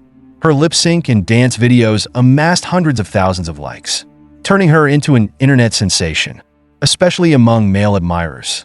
But the rapid rise to stardom came with unforeseen dangers. Just a day before her untimely death on September 19th, Carla had posted a cryptic and unsettling video. Dressed in a fitted black dress, a short white jacket, and immaculate makeup, she exuded beauty and confidence. However, her caption revealed an ominous undertone. When someone says they don't like me, I respond immediately, I hope you hate me even more. The video garnered over 2.6 million views and thousands of comments, with many fans expressing concern and curiosity. Yet less than 24 hours later, Carla's lifeless body was discovered riddled with bullet wounds. Abandoned between the streets of Catedrático and Ignacio López Rayon in Culiacán, Mexico. Witnesses reported seeing armed men in the vicinity, but the information provided was too vague for authorities to act upon. Culiacán, the capital of Sinaloa State, is notorious as the stronghold of the Sinaloa cartel, where violence and gunfire have become an everyday reality. Despite the grim circumstances, the truth behind Carla's death remains shrouded in mystery. She became the 14th victim of such violence that year, and like many cases before hers, there were no arrests, no suspects, and no concrete leads. Carla Pardini's case lingers as a haunting reminder of the pervasive violence in her homeland, yet her story is far from unique. Her tragic demise is but one chapter in the growing anthology of influencers whose online fame led to devastating consequences. Much like Carla, Brianna Ghey, another TikToker, met a similarly tragic end, betrayed by those she considered friends. On a bleak Saturday morning, Brianna Ghey left her home to meet individuals she trusted. Little did the young British transgender girl know that this would be her final day alive. Brianna was a student at Birchwood Community High School, By day, she diligently attended her lessons, and by night, she immersed herself in creating TikTok videos. Living with ADHD and autism, Brianna often struggled to discern danger, her anxieties further clouding her judgment. She stood apart from her peers, unable to participate in regular classes. Instead, she was part of a specialized program conducted in the school's inclusion room. Here, her challenges were addressed with tailored guidance, though her isolation and vulnerability grew in tandem. Brianna's and Carla's stories expose the perilous underbelly of internet fame, where adoration can swiftly transform into obsession, envy, or hatred. Both women sought connection and self-expression, but instead found themselves entangled in tragic endings. Their legacies serve as stark reminders that even the brightest stars on social media cast the darkest shadows. In the specialized inclusion program where Brianna Ghey was enrolled, she met one of the individuals who would ultimately be complicit in her horrific death, Scarlett Jenkinson. Despite her own struggles, Brianna was a source of strength for others, often helping fellow transgender girls access hormone therapy and find peace in their identities. However, life at school was anything but kind to Brianna. She was frequently targeted by bullies, enduring relentless harassment and even violent beatings from cruel peers. Amid this turmoil, TikTok became her sanctuary. On her account, Ginger Pupics, Brianna shared cheerful dancing videos to popular songs, quickly amassing over 30,000 followers. Yet this newfound popularity came at a heavy cost. Behind the scenes, two individuals, Scarlett Jenkinson and Eddie Ratcliffe, plotted her demise. On September 27, 2022, Scarlett and Eddie brought cannabis-laced candy to Colchith High School. They slipped it into a classmate's food, nearly causing a fatal overdose. Following this incident, Scarlett was transferred to Birchwood School, where she encountered Brianna. Initially, Scarlett appeared infatuated with Brianna, showering her with attention and seeking to be constantly close to her. However, when Brianna began spending more time on TikTok and distancing herself from Scarlett, the latter's obsession took a sinister turn. Feeling abandoned, Scarlett's mind twisted with dark thoughts. Convinced that she couldn't bear to lose Brianna, Scarlett resolved that the only way to keep her forever was to end her life. Sharing this deranged plan with Eddie Ratcliffe, she found an eager accomplice. Together, they embraced their chilling intentions without hesitation, preparing to carry out a brutal act driven by obsession and malice. In January 2023, Scarlett made her first attempt to harm Brianna. She secretly laced Brianna's food with ibuprofen, hoping to incapacitate her. However, the plan failed. When Brianna's mother, Esther Ghey, returned home from work, she found her daughter writhing in pain on the floor, clutching her stomach and crying out that she felt like she was dying. The investigation quickly uncovered incriminating messages between Scarlett and Eddie. In these texts, Scarlett bragged about poisoning Brianna, claiming the pills would kill her slowly. Despite this harrowing episode, Brianna survived. Yet instead of abandoning their scheme, Scarlett and Eddie became even more determined, escalating their plan to a level of cold-blooded cruelty. Scarlett's twisted fascination with serial killers led her to obsessively watch documentaries about infamous murderers like Jeffrey Dahmer and John Wayne Gacy. She meticulously documented their methods and turned to the dark web to find gruesome videos of torture and murder. Meanwhile, Eddie supported her, helping her acquire a sharp hunting knife to execute their plans. On February 11th, 2023, Scarlett messaged Brianna, asking her to take a bus to Colchith Library that afternoon. At precisely 12:45 p.m., Brianna was captured on her home's doorbell camera, leaving her Birchwood residence for the last time. Brianna told her mother she was heading to the library following instructions from Scarlett Jenkinson. At 1:53 p.m., Brianna met Scarlett outside the library, but Scarlett wasn't alone. She had brought along Eddie Ratcliffe, a stranger to Brianna. Moments later, security cameras captured the trio walking towards Colchith Park. Scarlett had lured Brianna out under the pretense of acquiring illegal drugs. However, upon seeing Eddie, Brianna grew uneasy. She messaged Scarlett on Snapchat, insisting she wouldn't go any further until Scarlett delivered the drugs as promised. Feigning communication with a dealer, Scarlett pretended to arrange a meeting, but her act was clumsy. Brianna quickly saw through the charade, texting another friend, "Scarlett is acting really strange. She's definitely faking this whole drug dealer thing." In a sudden and horrifying twist, Scarlett and Eddie turned on Brianna, attacking her with knives.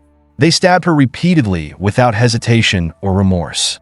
A couple walking their dog in the park stumbled upon the gruesome scene, spotting Scarlett and Eddie fleeing in panic. Moments later, the couple discovered Brianna's lifeless body lying face down, blood pooling around her. Emergency services were called, but paramedics pronounced Brianna dead at the scene.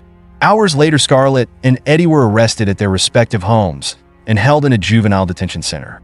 Brianna's murder sent shockwaves through the public, sparking outrage over the persistent issue of transphobia in the UK.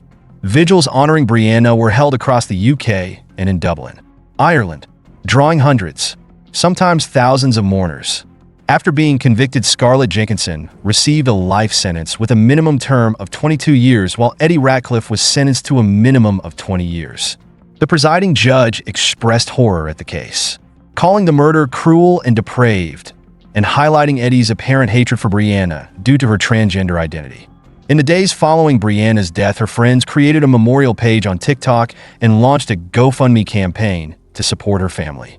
The campaign exceeded its $100,000 goal in mere days. This tragedy not only served as a cry for justice, but also a wake-up call for society. Brianna's life was taken simply because she dared to live as her authentic self, marking a dark stain on societal values. Andrew Dawson, born on November 4th, 1987, gained widespread fame on TikTok for his humorous videos and vibrant personality. His unique entertainment content attracted millions of followers. But in April 2022, Dawson's life took an unexpected and ominous turn after posting a video that would forever alter his fate. On April 10th, 2022, Dawson uploaded a video titled "It's a Giant" to his TikTok account. The footage purportedly showed a towering figure standing atop a mountain in Canada. Within 48 hours, the video went viral, amassing millions of views and sparking widespread intrigue across social media. Eager to capture more footage of the mysterious figure, Dawson attempted to return to the site, but was unsuccessful. The giant-like entity had vanished as if it had never been there. The TikTok community erupted with wild theories. Some speculated the figure was an extraterrestrial being, while others suggested it might be a Nephilim, a giant creature referenced in biblical texts. According to some scholars, Nephilim were beings of immense strength and supernatural origin, described as the offspring of the sons of God and the daughters of men. Their existence has long been shrouded in mystery, with many believing they were erased from history. This eerie intersection of social media fame and tragedy highlights the dangers of obsession, misinformation, and societal prejudice. Both Brianna Ghey's untimely death and Andrew Dawson's unsettling claims serve as stark reminders of how fragile life and truth can be in the digital age. The notion of a giant creature randomly appearing on a Canadian mountain seemed far-fetched, yet Dawson's claims began to gain traction among believers. His strange encounters only fueled the intrigue. When Dawson returned to the site, hoping to gather more evidence, an unsettling event occurred.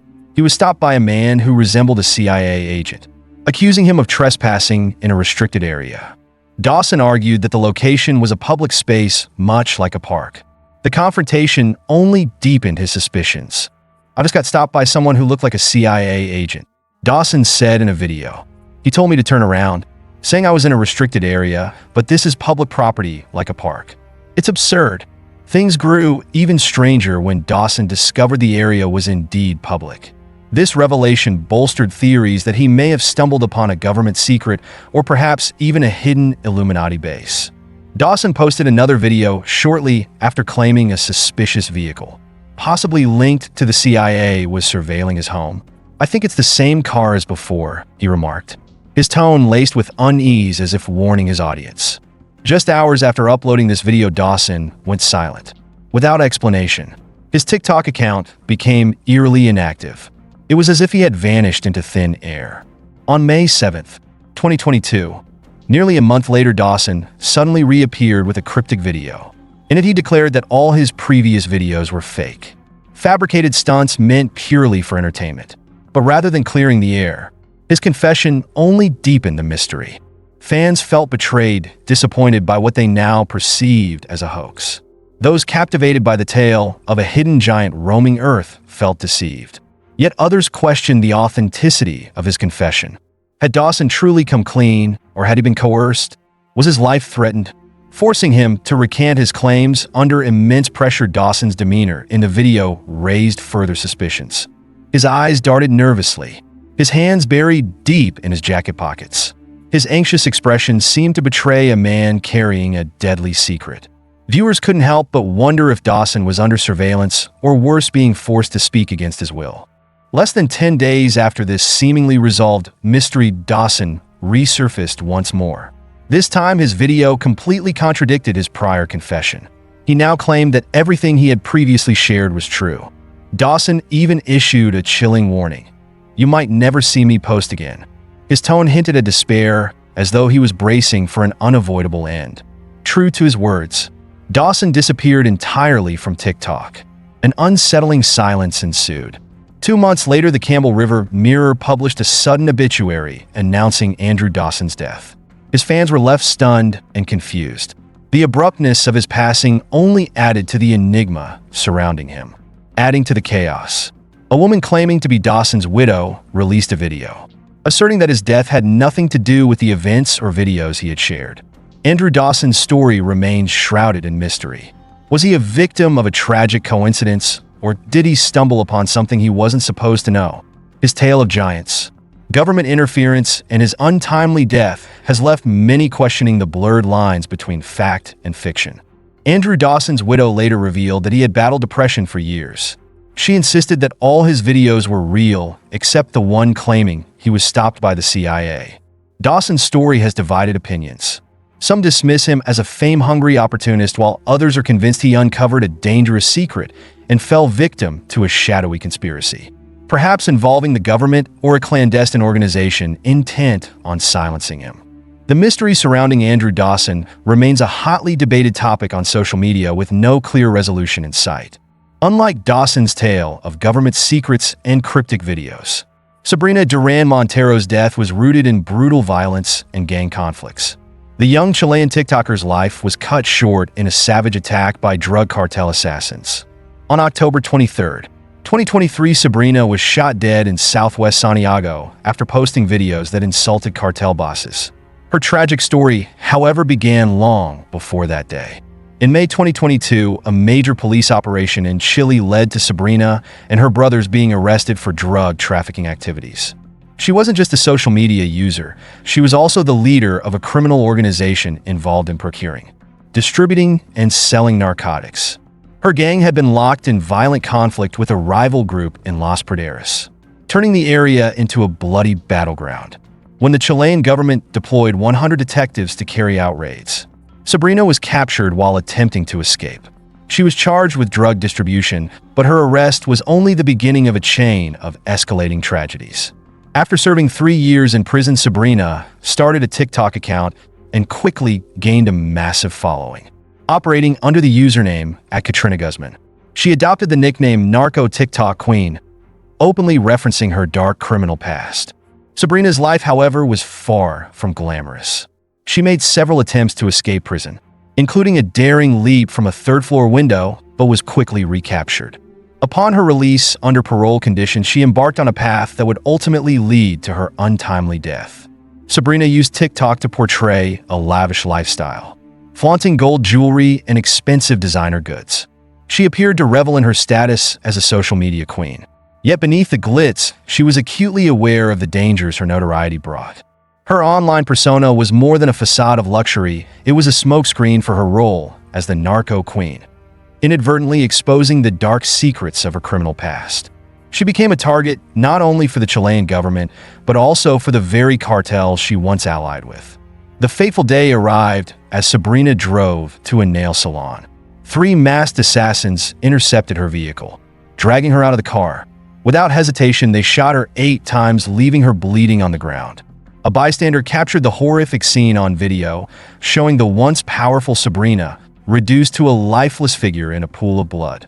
The killers fled in her car later, setting it ablaze to erase any evidence. Sabrina was rushed to the hospital, but she succumbed to her injuries before arriving. The Chilean police remained disturbingly silent in the aftermath, fueling speculation and unanswered questions. Sabrina's rise and fall serve as a chilling reminder of the deadly intersection between social media fame and the dangerous underworld she sought to escape. Her story, like Dawson's, leaves behind a legacy of mystery and violence, capturing the world's attention in profoundly unsettling ways. While Sabrina Duran Montero's story remains shrouded in mystery, the haunting deaths of other TikTok influencers like Fahad, Iman Sami Magdid, and Sania Khan echo chilling warnings about the dangers lurking in the virtual world. On April 26, 2024, Fahad, a prominent Iraqi TikToker, was sitting in her SUV near her home in Zain, East Baghdad. A man on a motorcycle approached pretending to be a food delivery driver. However, as he got close, he pulled out a gun and opened fire on Fahad and her companion, Noor al-Suwaidi, killing them both instantly. With thousands of followers, Fahad gained fame for her provocative dance videos set to rock music, but her content clashed with the conservative norms of Iraqi society. She had previously been sentenced to 6 months in prison for violating moral standards. Undeterred, she continued to create content, attracting enemies along the way. A heated dispute with Dalia Naeem, known as the Iraqi Barbie, further escalated tensions. Ultimately, her life came to a dark and tragic end, silenced by the animosity she had inadvertently fueled. The death of Iman Sami Magdid was even more brutal.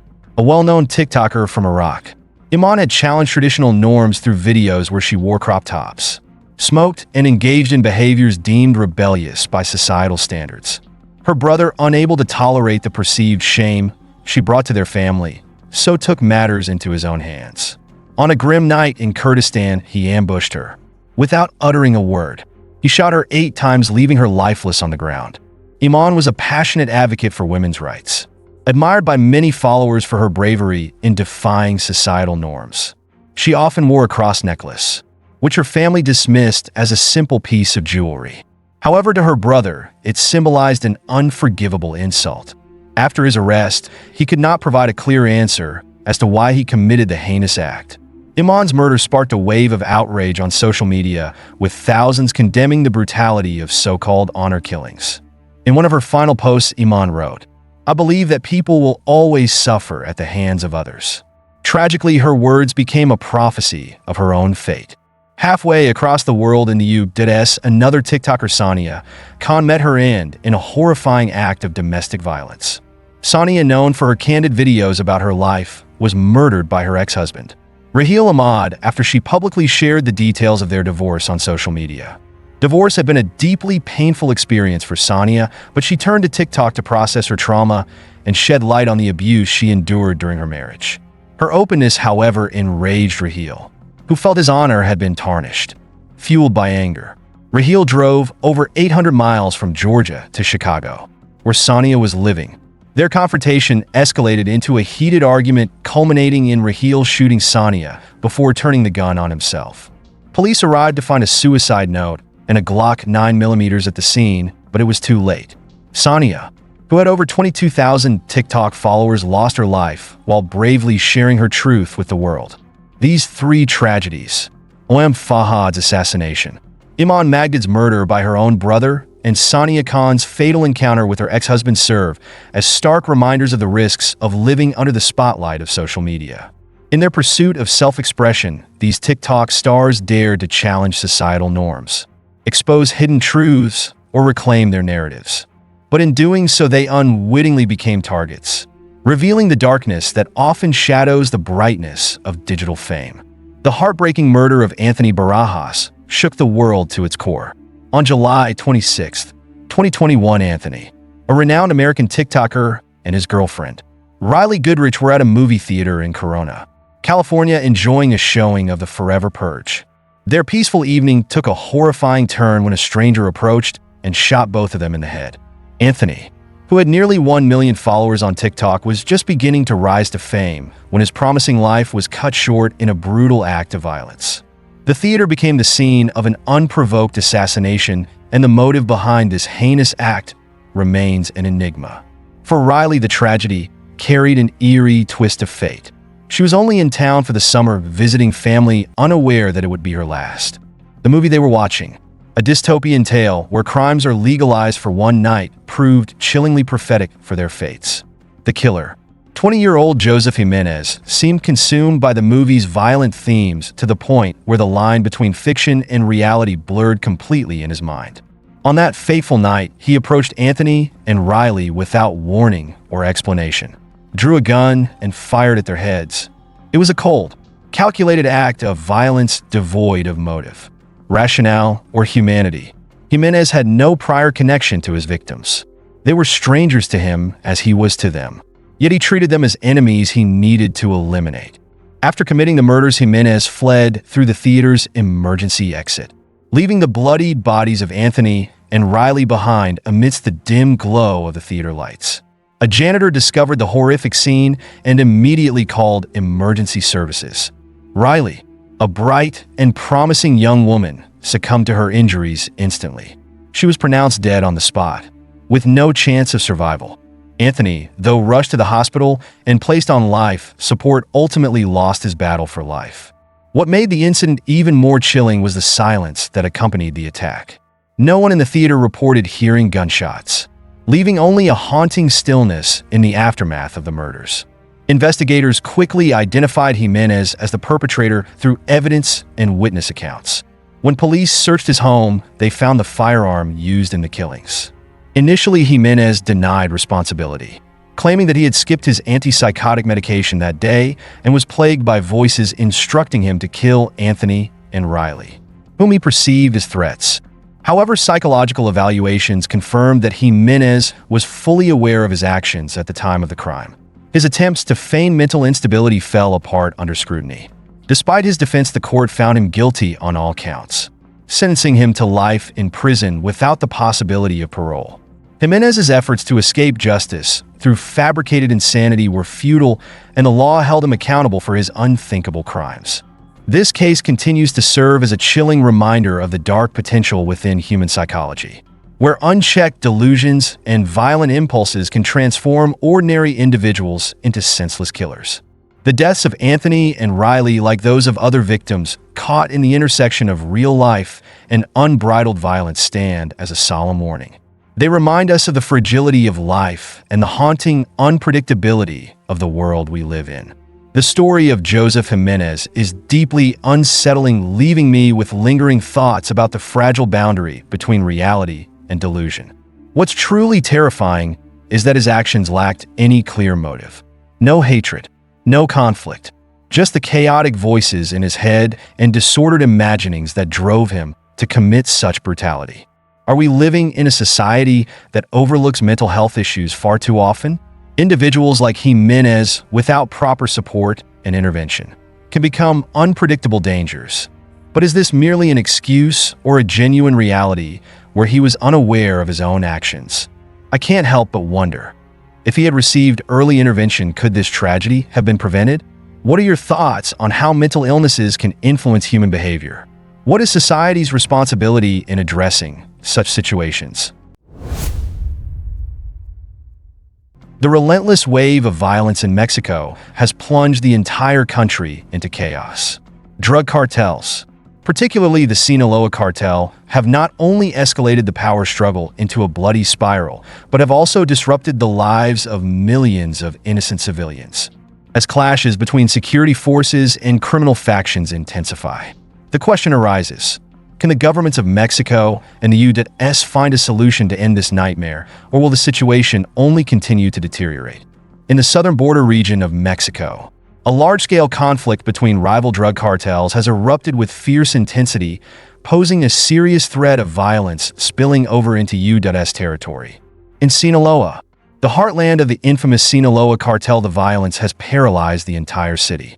The Mexican military was forced to intervene, killing at least 19 members identified as part of the cartel. The situation took a particularly alarming turn when a deadly gunfight near the Texas-Mexico border left 6 people dead, just a mile from the border. One of the most shocking incidents involved a Texas-licensed vehicle being burned and completely destroyed by gunfire. According to reports from state police, the root cause of the conflict stems from an internal war for control between factions within the Sinaloa cartel, one of the most powerful criminal organizations in the world with assets worth billions of dollars. The two opposing factions within the cartel have been engaged in bloody street battles to gain dominance. In response to this escalating violence, the Mexican government deployed over 1,000 soldiers to the conflict zone. As reported by the New York Times, each day brings horrific scenes. Bodies discarded on the roadside, gunfire echoing through upscale neighborhoods, container trucks ablaze on highways, and innocent civilians being abducted in broad daylight. The chaos has instilled a deep sense of fear and unease among local residents, who now hesitate to leave their homes even during the day. The ongoing war between the factions of the Sinaloa cartel threatens not only Mexico's security, but is also expected to have far-reaching consequences for the drug situation in the U.S. To fully understand the situation, we must delve into the root causes of this conflict, examine how the governments of Mexico and the U.S. are responding, and consider the potential long-term impacts on the future of drug cartels in the region. The chain of events began on July 25th. 2024 en el Mayo Zambada. Co-founder of the Sinaloa cartel met with Jaime Guzman Lopez, the son of the notorious drug lord El Chapo. The meeting was officially described as a real estate review, accompanied by the governor of Sinaloa. This detail raised suspicions about the cartel's possible connections with local officials. However, according to El Mayo's testimony, he was lured to the meeting and fell into a trap. He was blindfolded, forced into a pickup truck, and taken to a secret runway. There, El Mayo and Lopez were transferred to El Paso, Texas, where they were arrested by U.S. law enforcement.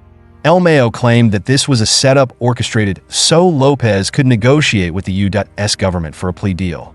Through his lawyer, El Mayo issued a 2-page letter accusing Lopez of betraying him. In the underworld, loyalty is considered the ultimate value. So a high-level act of betrayal like this is seen as unprecedented. This incident has raised many questions about the extent of infiltration by the U.S. Drug Enforcement Administration, DEA, and the Federal Bureau of Investigation, FBI, within the Sinaloa cartel. El Mayo's public accusations were a powerful message to the remaining loyal members of the cartel, aimed at reinforcing his power and securing support amid an increasingly unstable situation. After El Mayo's capture, the state of Sinaloa was engulfed in a tense month of uncertainty. The people held their breath, hoping for a peaceful resolution to the conflict. But by early September, all hopes of a peace deal had vanished, replaced by a bloody revenge war over the power vacuum within the Sinaloa cartel. According to Reuters, violence escalated with new brutal tactics, particularly those associated with a younger generation of criminals known as Generation Z. Armed gunmen set up checkpoints on the streets, stopping vehicles and inspecting the phones of passersby. Anyone found to be in contact with the opposing faction was immediately executed on the spot. Moreover, all passengers in the vehicle were abducted and victims were hunted down through their phone contacts and personal data. Today's cartel wars have transcended the simple concept of rival gang colors. Even tracking someone on Instagram can decide whether someone lives or dies. Since September 9, statistics show that over 260 people have been killed and 200 others kidnapped in the city, prompting the Mexican military to intervene with force. This surge in violence came as a shock, as in recent years Sinaloa had been known for its relative stability and record-low murder rates. However, this stability was not a result of efforts by the police or the government. Instead, it was the consequence of the Sinaloa cartel's monopoly on control in the region. This dominance kept smaller gang conflicts in check while the government turned a blind eye, as long as the cartel did not draw media attention. During this period, the Sinaloa cartel quietly accumulated power and expanded its influence. According to historian Ben Smith, El Mayo's role was crucial. He acted as a bridge between the Sinaloa cartel and the Mexican government to maintain the region's artificial stability. However, once El Mayo was arrested, the violence erupted like a dormant volcano, suddenly erupting violently. The result was the complete upheaval of local life. Many parents were too afraid to send their children to school, fearing for their family's safety. In this context, the Mexican military was the only force capable of confronting the warring factions of the cartel. However, launching a campaign in a city with a population of over 1 million posed significant challenges. The sight of soldiers in upscale neighborhoods and residential areas in the city center escalated tensions. Many apartments were bombed, and residents' living rooms were burned to the ground. Intense gunfights between the military and the cartels forced people to seek temporary shelter in nearby supermarkets and cafes. To impede the military, cartel members set fire to and abandoned multiple vehicles on the roads, creating large obstacles. However, this did not stop the convoy of over 125 armored vehicles from entering the city. Remarkably, the first action by the military was an unexpected move. They seized the weapons from the entire local police force. This decision was made based on suspicions of corruption and the collusion between the local police and the drug cartels. The Mexican Marines and federal forces surrounded the police headquarters in Acapulco, arresting approximately 700 officers, seizing all their weapons, bulletproof vests, and communication devices. According to research from the Complex Cities Hub Institute in Vienna, the Sinaloa cartel currently employs around 175,000 people, making it one of the largest employers in Mexico, surpassed only by a few major corporations. After gaining control over the local police forces, the Mexican military now has the freedom to use weapons to target cartel members, intensifying their campaign to quell unrest in the region. On September 21st, 3 separate clashes occurred between security forces and factions of the Sinaloa cartel. Although the gunmen had barricaded themselves inside nearby apartment buildings, but the Mexican army quickly surrounded the area and launched a raid. As a result, 3 attackers were killed, and 1 was captured alive. However, the deadliest gun battle took place on October 21st when a group of around 30 gunmen unexpectedly attacked the Mexican army. The fierce, bloody battle lasted for hours, leaving 19 cartel members dead. Autopsy reports confirmed that the gunmen were loyalists to El Mayo, indicating the intensity of the internal power struggle within the cartel. This battle also highlighted the sacrifices and extraordinary bravery of the Mexican soldiers who were on the front lines of the war on drugs.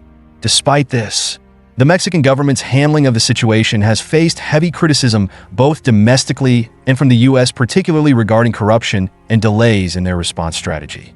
In the shootout, 2 Mexican soldiers were injured, and tragically, several innocent civilians also became victims of stray bullets.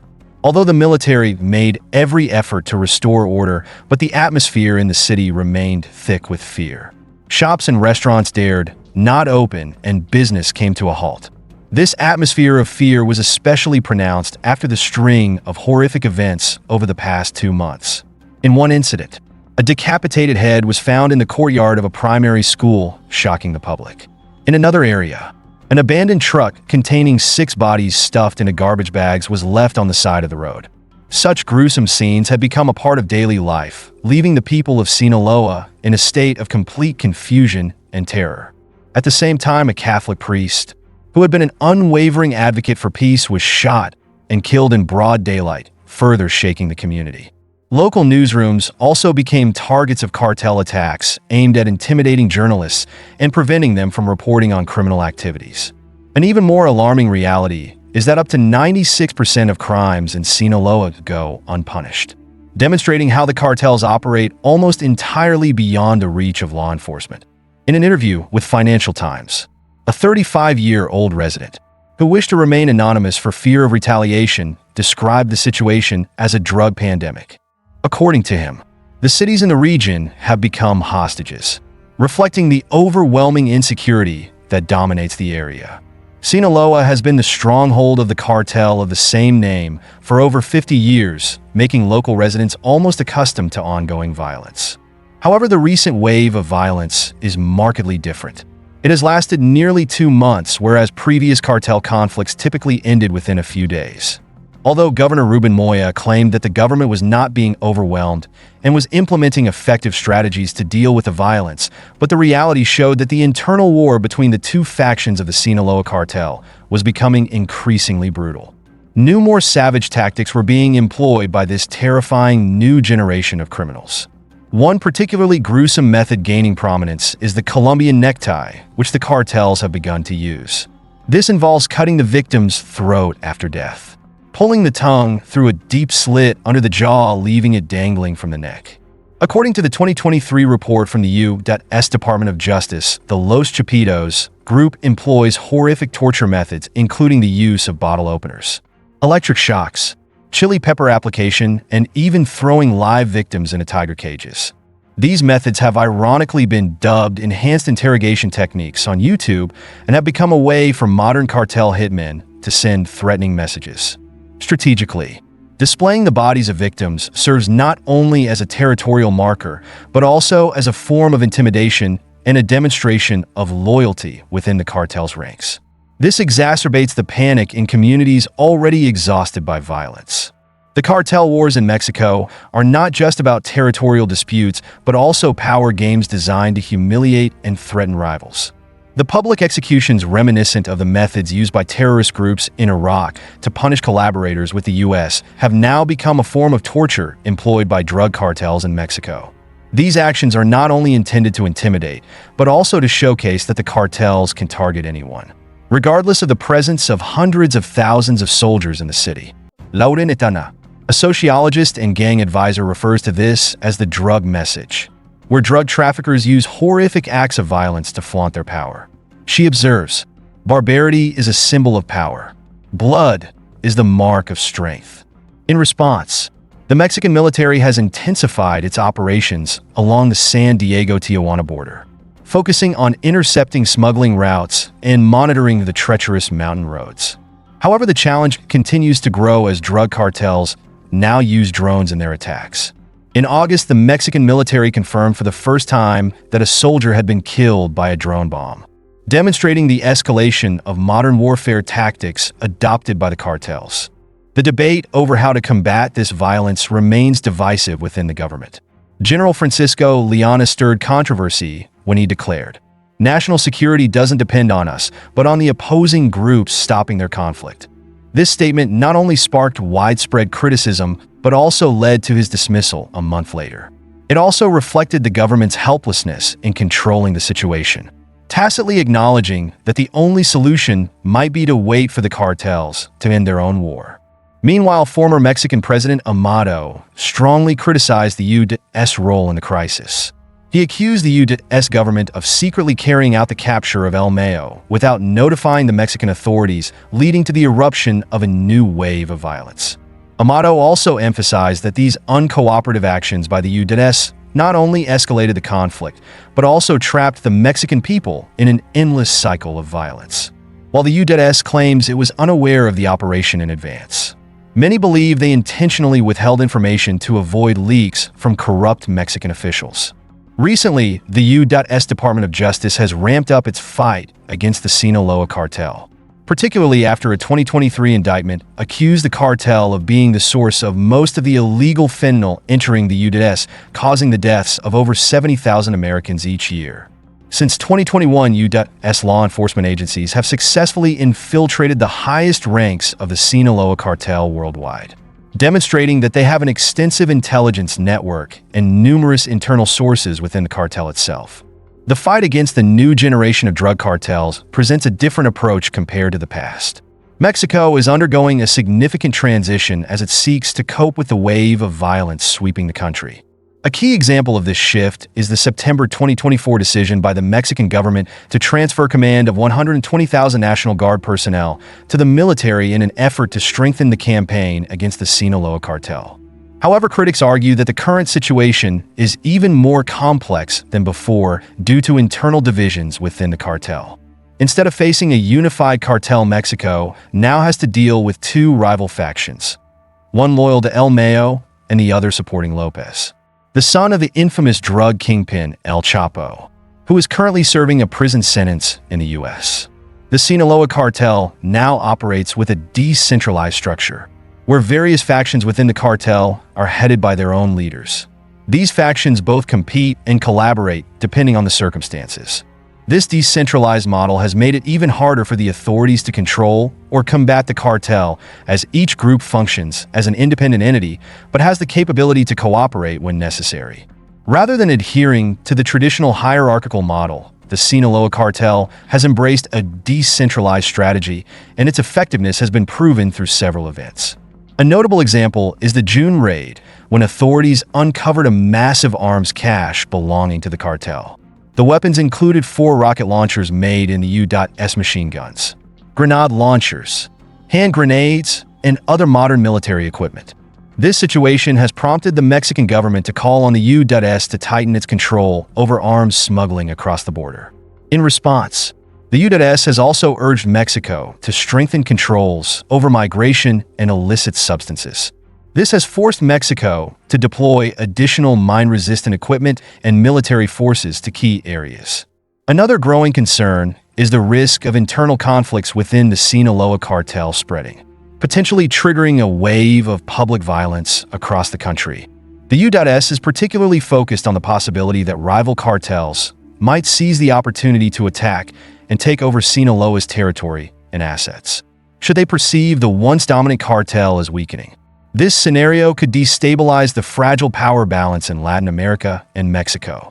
The new wave of violence in Mexico is unfolding amid efforts by the country's new administration to avoid further provocation of the cartels. In a recent statement, the Mexican government emphasized that purely military solutions would not resolve the ongoing crisis. The crucial question for both the U.S. and Mexican governments is how they should respond to this wave of violence. Should they resort to heavy-handed measures similar to those in El Salvador, or should they pursue a long-term, more peaceful strategy? The latter approach could include investing in social welfare programs that offer citizens opportunities to escape poverty and avoid turning to crime. This is a challenge both nations must address, making decisions that will control the violence, ensure stability, and provide a better future for their people. Mexico, a nation mired in violence, is facing a struggle where the war between drug cartels is not just about violent gunfights, but also a dangerous power struggle. As the government and criminal organizations battle for control, the lives of ordinary citizens hang in the balance. The question remains, can Mexico break free from this cycle of crime, or will the power struggle continue to drag on, rendering all efforts futile? Mexico, a country where violence from drug cartels has become a part of daily life. Ironically, it was once expected to be a leading nation in Latin America's development. The latest tragedy in this endless cycle of violence is the assassination of Mayor Alejandro Arcos on October 6, 2024 in the city of Chilpancingo, Guerrero. His body was discovered in a pickup truck near a mansion in the Robles area. Even more shocking is the fact that just 3 days earlier his secretary, Francisco Tapia, had also been murdered. Alejandro Arcos became the third mayor to be killed in Mexico in 2024. It's not the first such case. In 2019, Alejandro Aparicio, the mayor of Tlaxiaco, was assassinated just 90 minutes after taking office. In the June 2024 elections, 37 candidates were killed, 6 of whom were in Guerrero.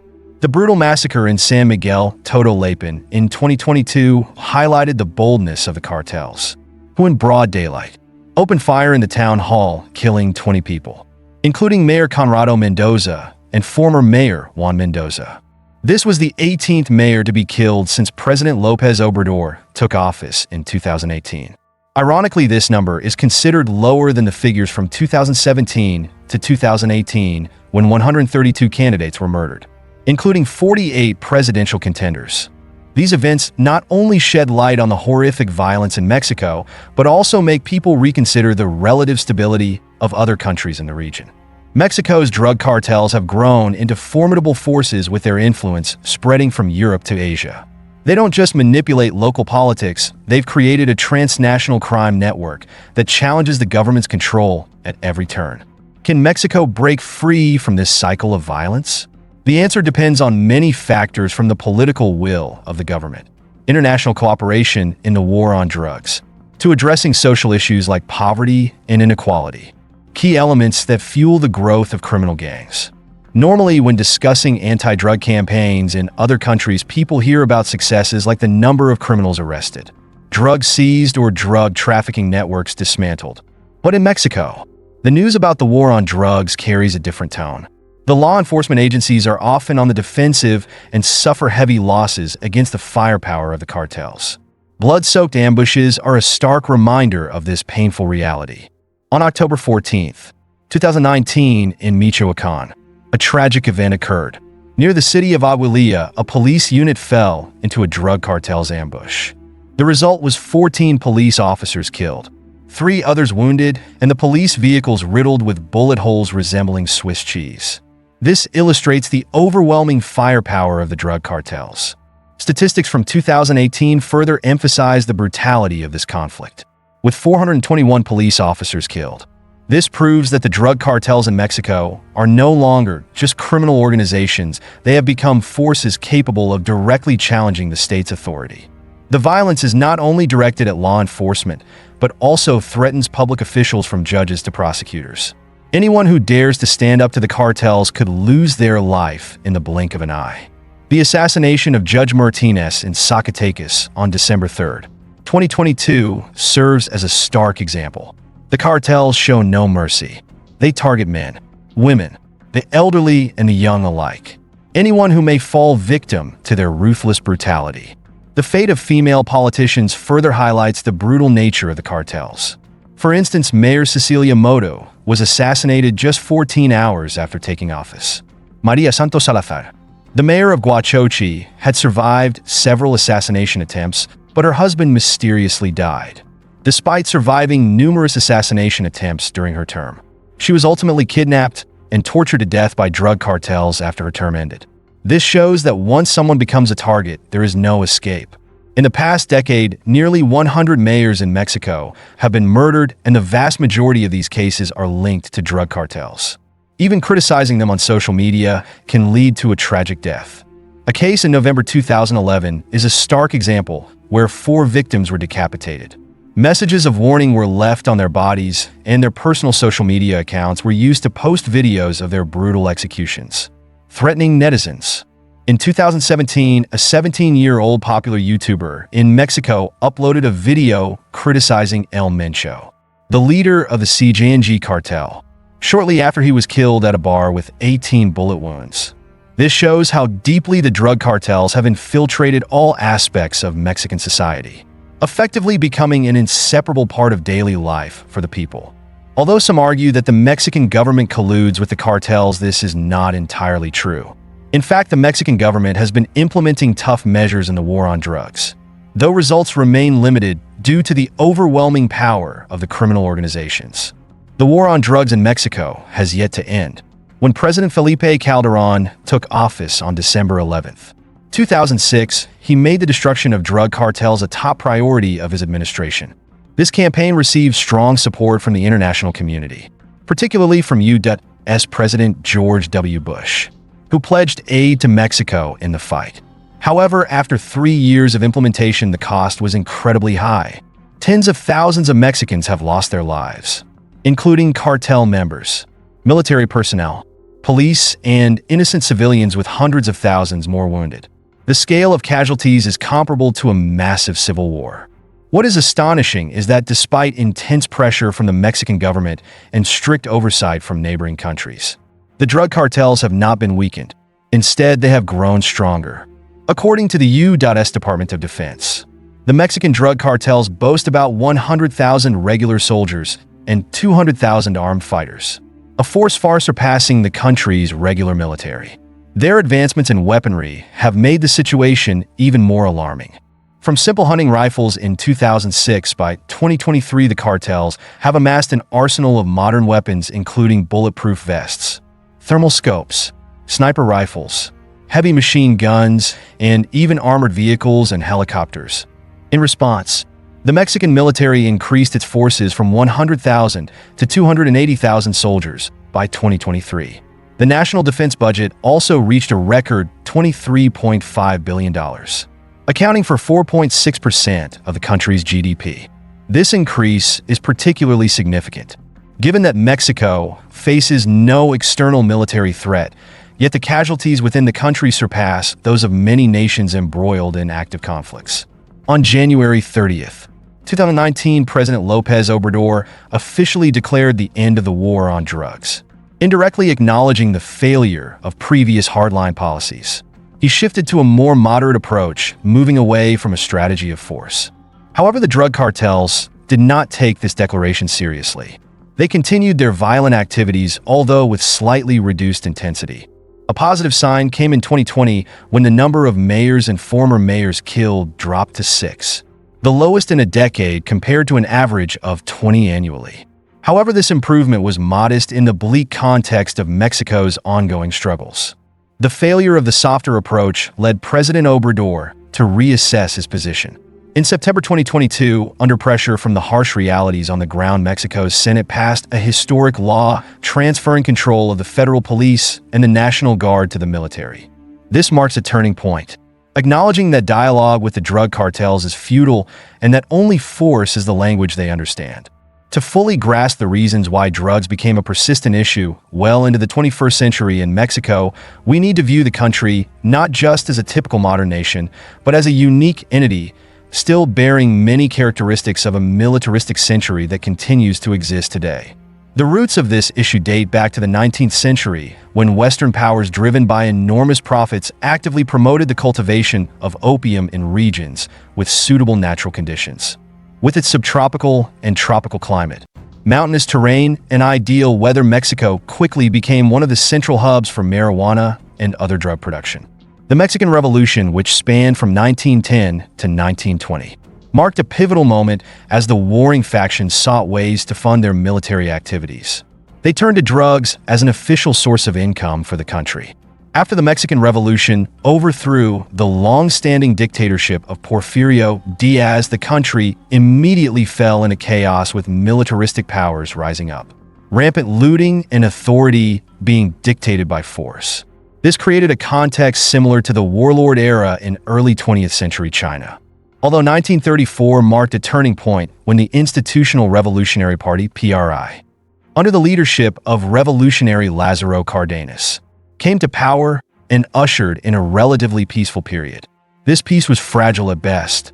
For nearly 70 years of PRI rule, Mexico existed in a constant state of underlying tension. While local powers may have appeared unified in reality, they always maintained an underlying rivalry. Notably, the territorial divisions between these local powers during this period closely resemble the areas controlled by modern-day drug cartels. By the 1960s, Mexico had begun its transition from a primarily agricultural country to a rising industrial power with a modern industrial system. The nation's GDP grew at an average annual rate of 8%. However, behind this development lay a troubling reality: extreme income inequality, growing public debt, an actual unemployment rate reaching 70%, and the expanding slums. Amid this, many people ranging from unemployed workers and poor farmers to urban dwellers turned to the drug industry as an economic escape. The most impoverished rural areas of Mexico became hotbeds for drug production, and a significant portion of the population became entangled in this cycle. Many Mexican farmers, lacking jobs and income, turned to growing marijuana and other drugs. This shift coincided with the rise of the hippie movement in the U.S. during the 1960s and 1970s, a time when the U.S. was mired in the Vietnam War. Along with the economic challenges, these factors created a wave of pessimism in American society, which in turn fueled postmodern movements. The demand for drugs from these movements increased, leading to the rapid expansion of drug trafficking from Mexico into the U.S. The Colombian government's aggressive anti-drug campaigns created a market vacuum that the Mexican cartels quickly seized. Between 1972 and 1975, Mexico's heroin market in the U.S. skyrocketed from 10% to 90%. With its geographical proximity to the U.S. border, Mexico became one of the most important drug transit centers in Latin America. Amidst economic decline, the drug trade swiftly became one of Mexico's key underground industries. Ironically, U.S. economic policies inadvertently fueled the growth of this industry. When the U.S. economy sank into a deep crisis, President Ronald Reagan applied Milton Friedman's new liberal economic theory as a solution to the recession.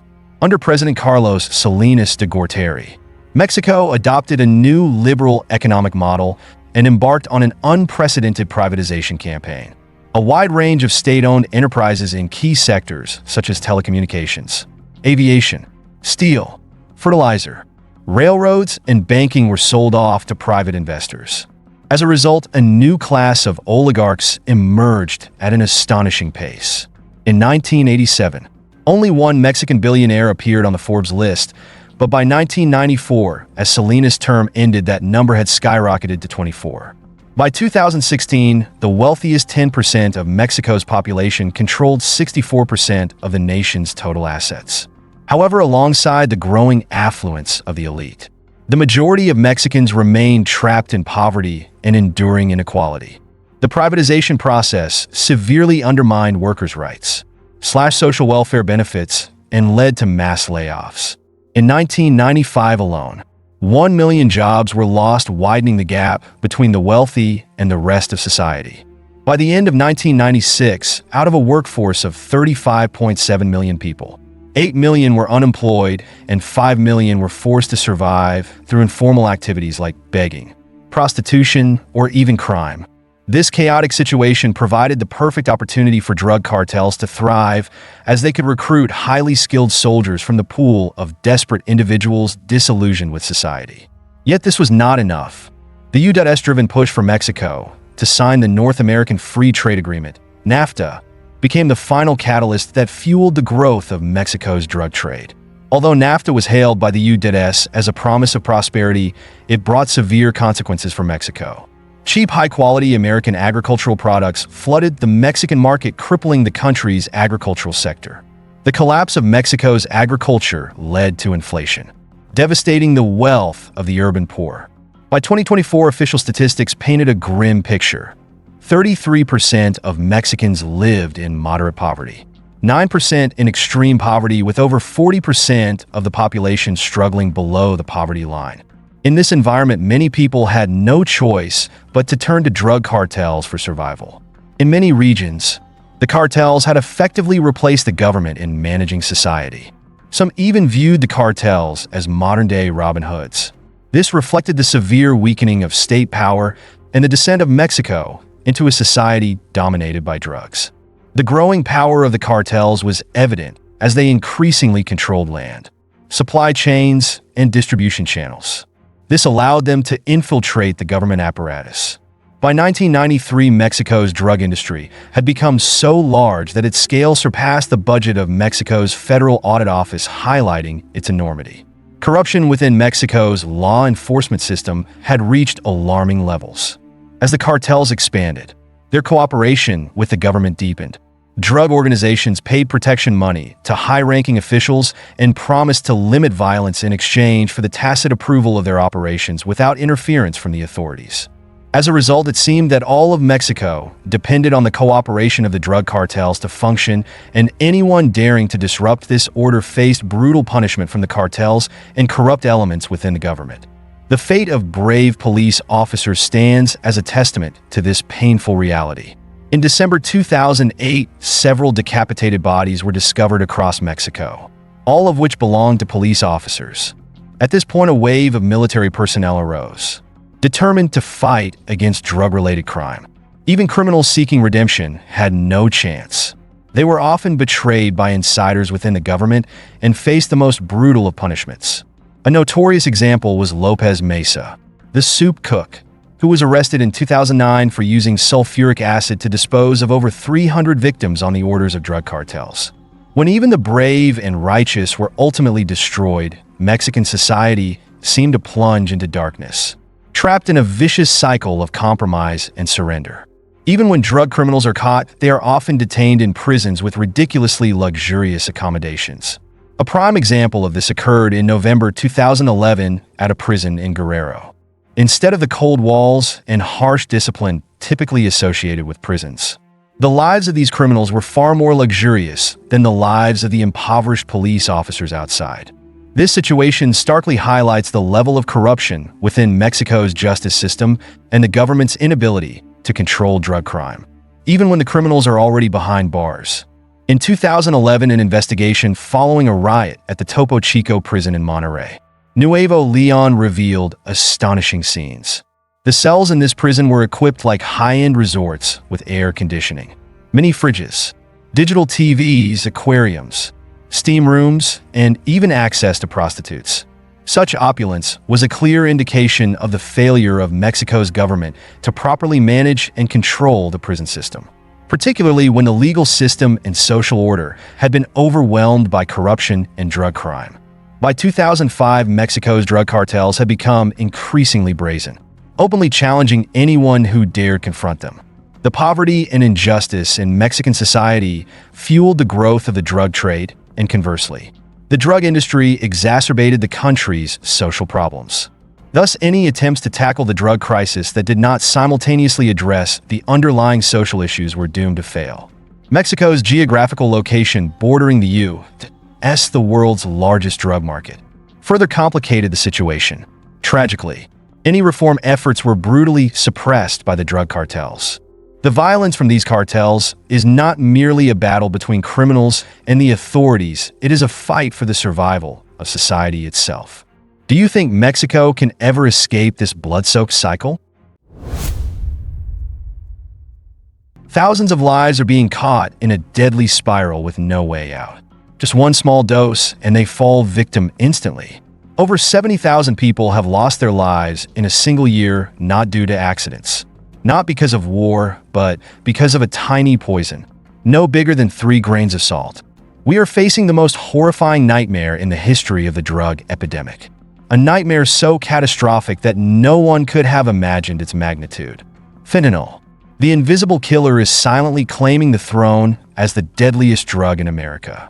Its potency is so extreme that a single touch can cost you your life. Sun Tzu, the ancient master of war, once said, "The greatest victory is that which requires no battle." And today the battle is not fought on blood-soaked battlefields, it is waged in quiet, invisible war zones, where fentanyl is the most powerful weapon of mass destruction, claiming hundreds of thousands of lives every year.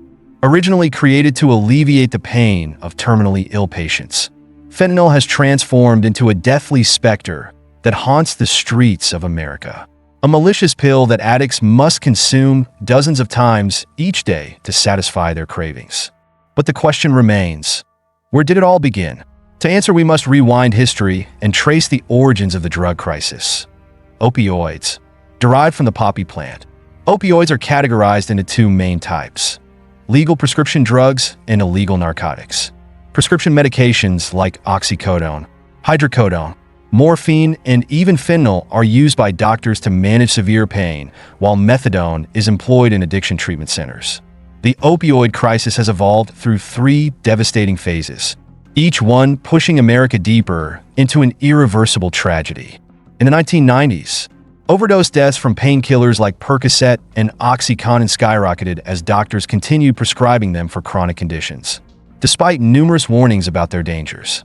By the early 2010s, heroin use surged, and by 2013, fentanyl and other synthetic opioids became the leading cause of thousands of overdose deaths.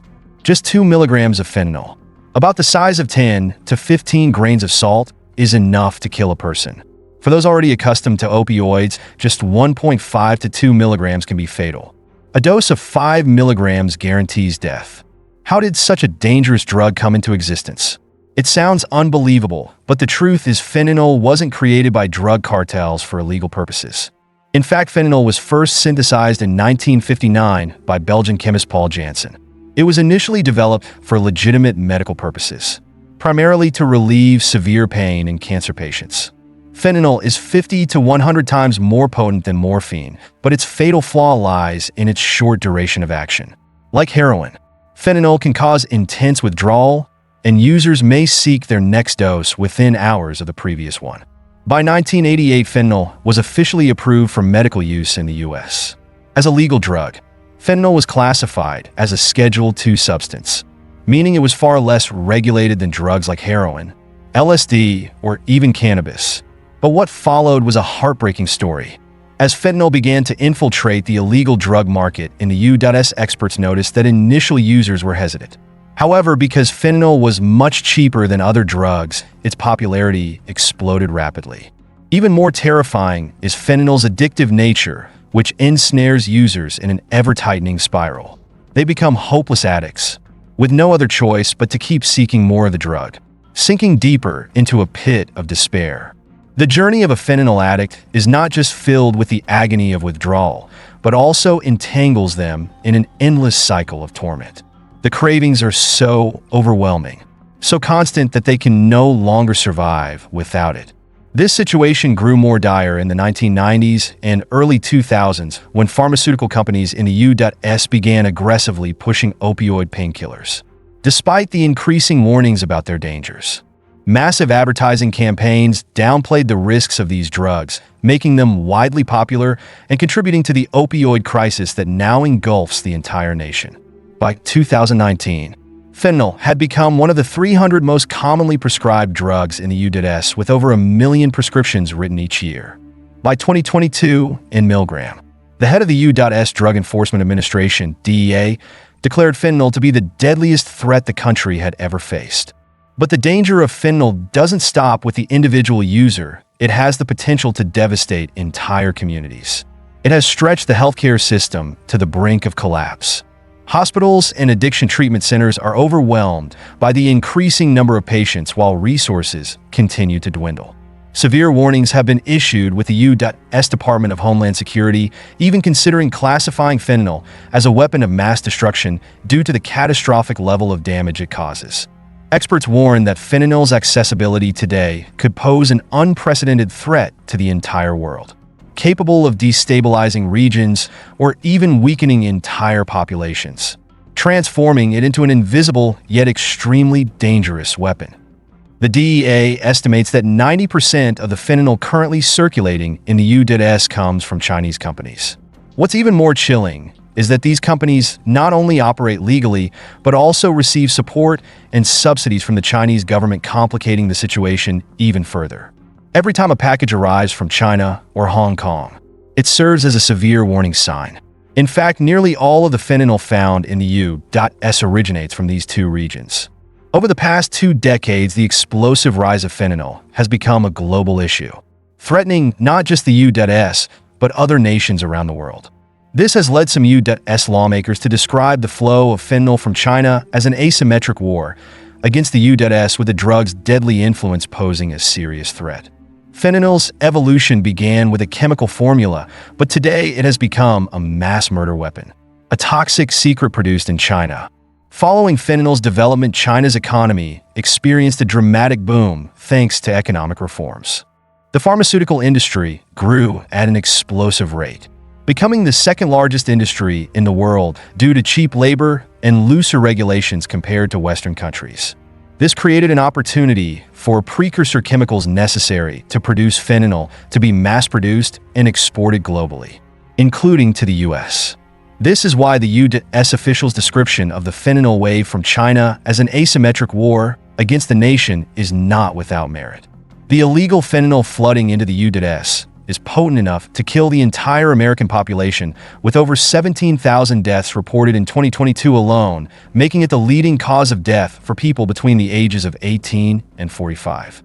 In addition, a 2019 study revealed that the abuse of prescription opioid painkillers led to a 44% decrease in male participation in the workforce.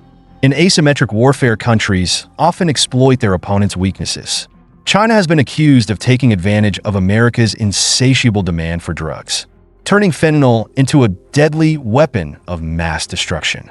However, China has denied these claims, asserting that the fentanyl crisis is an internal issue for the U.S. and that blaming them is unfair. China argues that corruption within U.S. pharmaceutical companies, loopholes in the legal system, and a drug-obsessed culture are the real causes behind the disaster. In 2018, amid the trade war between President Donald Trump and Chinese President Xi Jinping, China provided subsidies to fentanyl exporting companies as a form of retaliation against the U.S. When U.S. House Speaker Nancy Pelosi visited Taiwan in 2022, defying China's objections, Beijing suspended all cooperation with U.S. law enforcement agencies in the fight against fentanyl trafficking. This is a war that is not just fought on battlefields, but also silently and lethally in the streets, laboratories, and policies of nations. It turns out that the strategy of using addictive substances as a weapon of war is not a new invention. A former Chinese ambassador to the U.S. pointed out that the opium wars of the 19th century marked the beginning of China's century of humiliation. Today, When we look back at history, many realize that China is employing the same strategy that the West once used against them, but this time the weapon is aimed at the West. Over 170 years later, fentanyl has become a new weapon of mass destruction. A weapon that doesn't cause immediate devastation, but quietly infiltrates, slowly and steadily eroding and destroying. In 1949, when the Chinese Communist Party seized power, they implemented extreme measures to combat the drug crisis. Mao Zedong launched a brutal crackdown, accompanied by strong social reforms aimed at eradicating the drug problem. Opium fields were completely destroyed, millions of people were forced into rehabilitation programs. Over 800 drug traffickers were executed without mercy, and many addicts faced life imprisonment. The cost of this was immense, but China declared in 1953 that it had become a drug-free nation.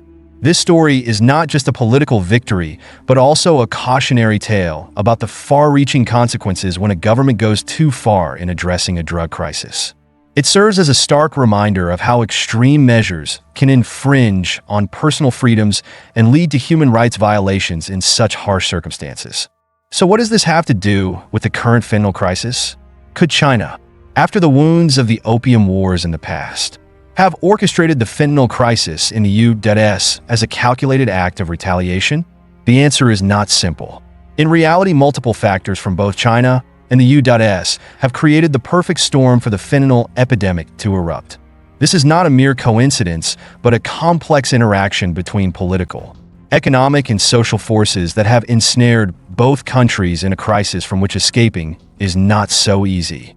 As previously mentioned, China was once the primary supplier of fentanyl to the U.S.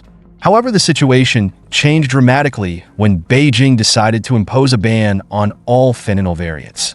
This decision created a significant gap in the supply chain, forcing drug trafficking organizations to seek new routes to continue the deadly flow of narcotics. But this shift was short-lived as new factors quickly emerged to fill the void, making the fight against fentanyl more complex.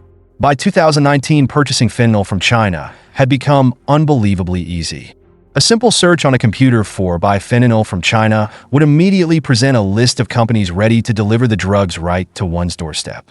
Although China claimed not to directly contribute to the crisis, but they continued to produce precursor chemicals, the main ingredients used to make fentanyl.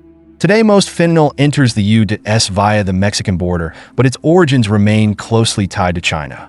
The precursor chemicals used by Mexican cartels to manufacture fentanyl primarily come from Chinese companies. Despite Beijing's claims of non-involvement, substantial evidence points to the contrary.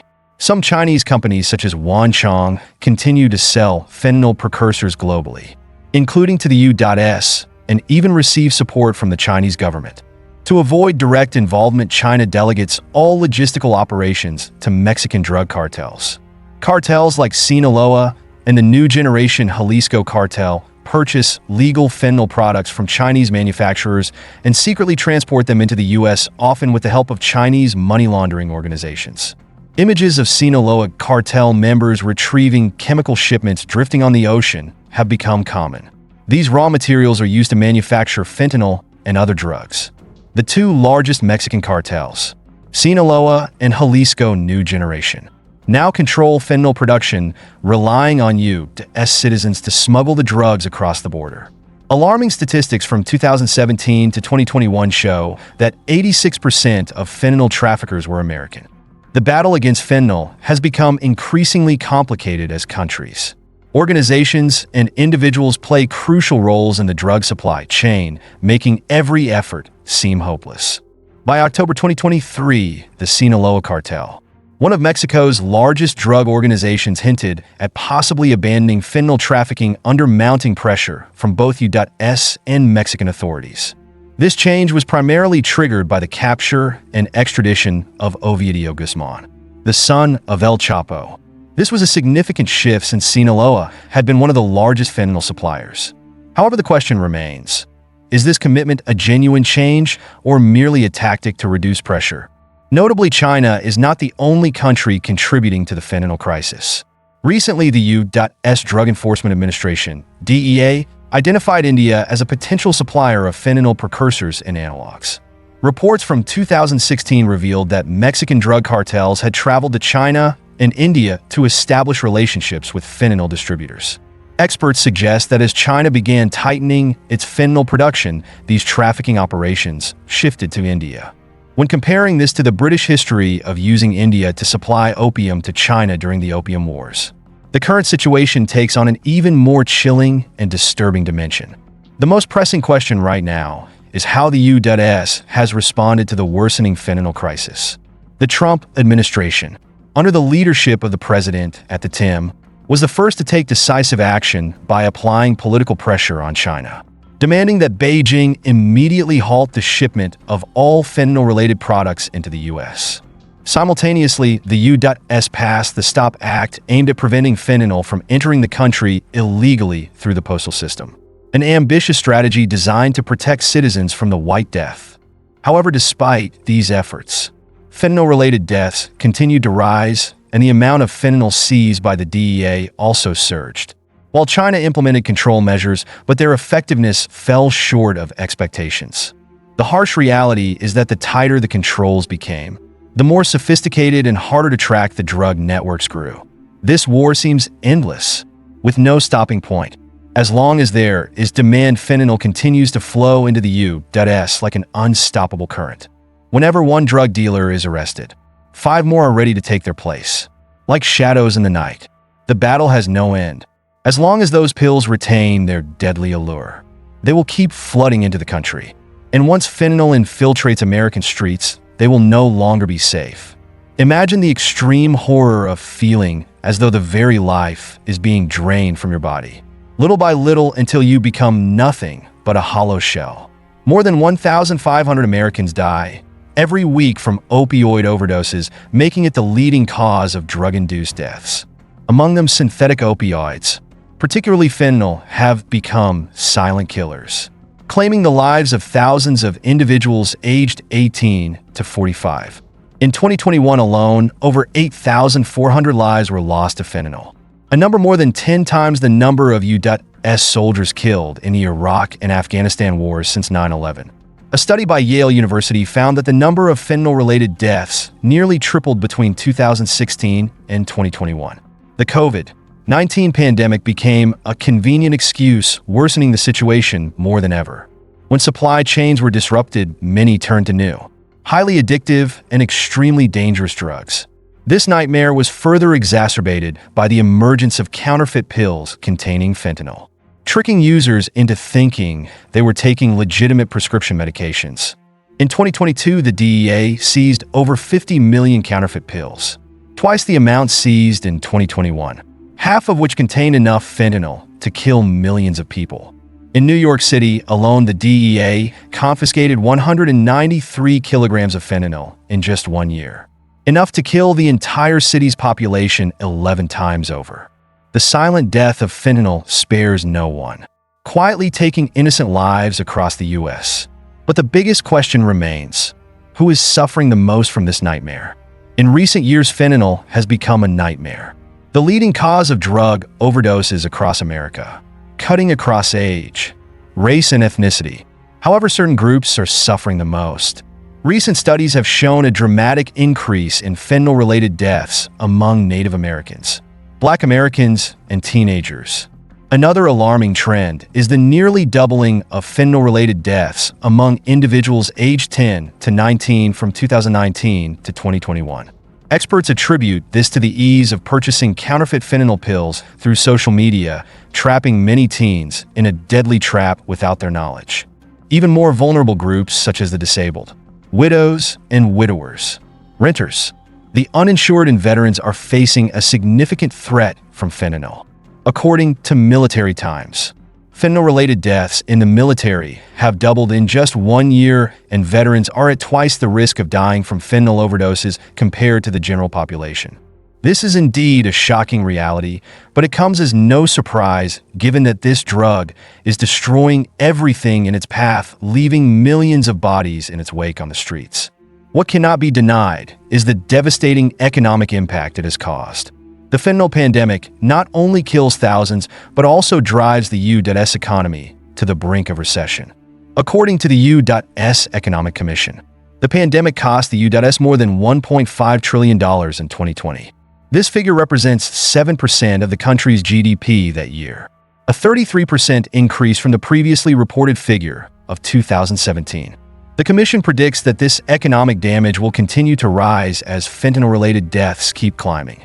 These numbers account for healthcare costs for overdose victims, drug crime enforcement costs, and issues within the judicial and labor systems. So what is the U.S. government doing to address this deadly crisis? Over the years, the U.S. has worked closely with several countries, including Mexico, a key partner, to curb the flow of illegal drugs. Initiatives like the Merida Initiative have proven the importance of international cooperation. Between 2008 and 2021, the U.S. provided Mexico with approximately $3.5 billion to strengthen security capabilities, equip the country with modern military equipment, and support surveillance technology. However, with the relentless rise in deaths and the devastation caused by fentanyl, lawmakers in Washington could no longer sit idly by.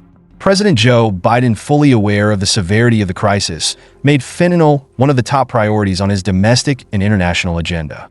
With over 70,000 Americans dying every year from fentanyl, he launched a large-scale campaign to halt the production of this lethal drug. But can this campaign stop the relentless flow of fentanyl, or was it just a futile attempt in a never-ending battle? At the end of 2021, President Biden, faced with the deadly disaster caused by fentanyl and synthetic opioids, could no longer remain passive.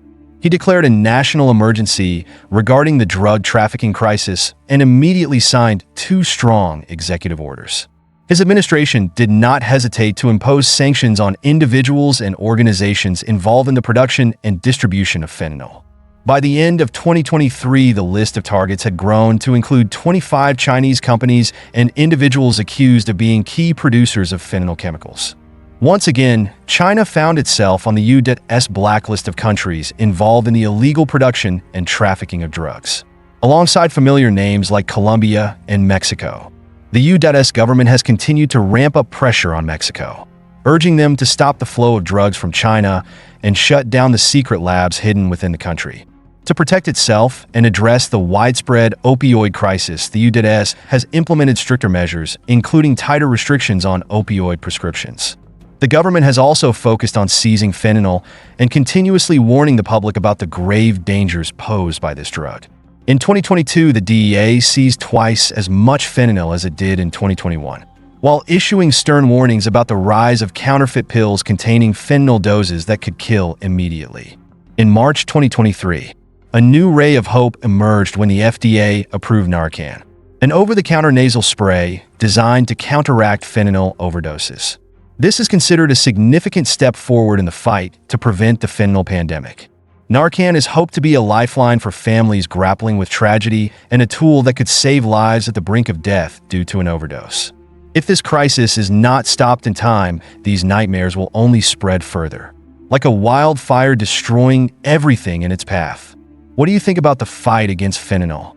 What solution do you believe is most effective in saving lives? Share your thoughts below, and together we can find a way to end this nightmare.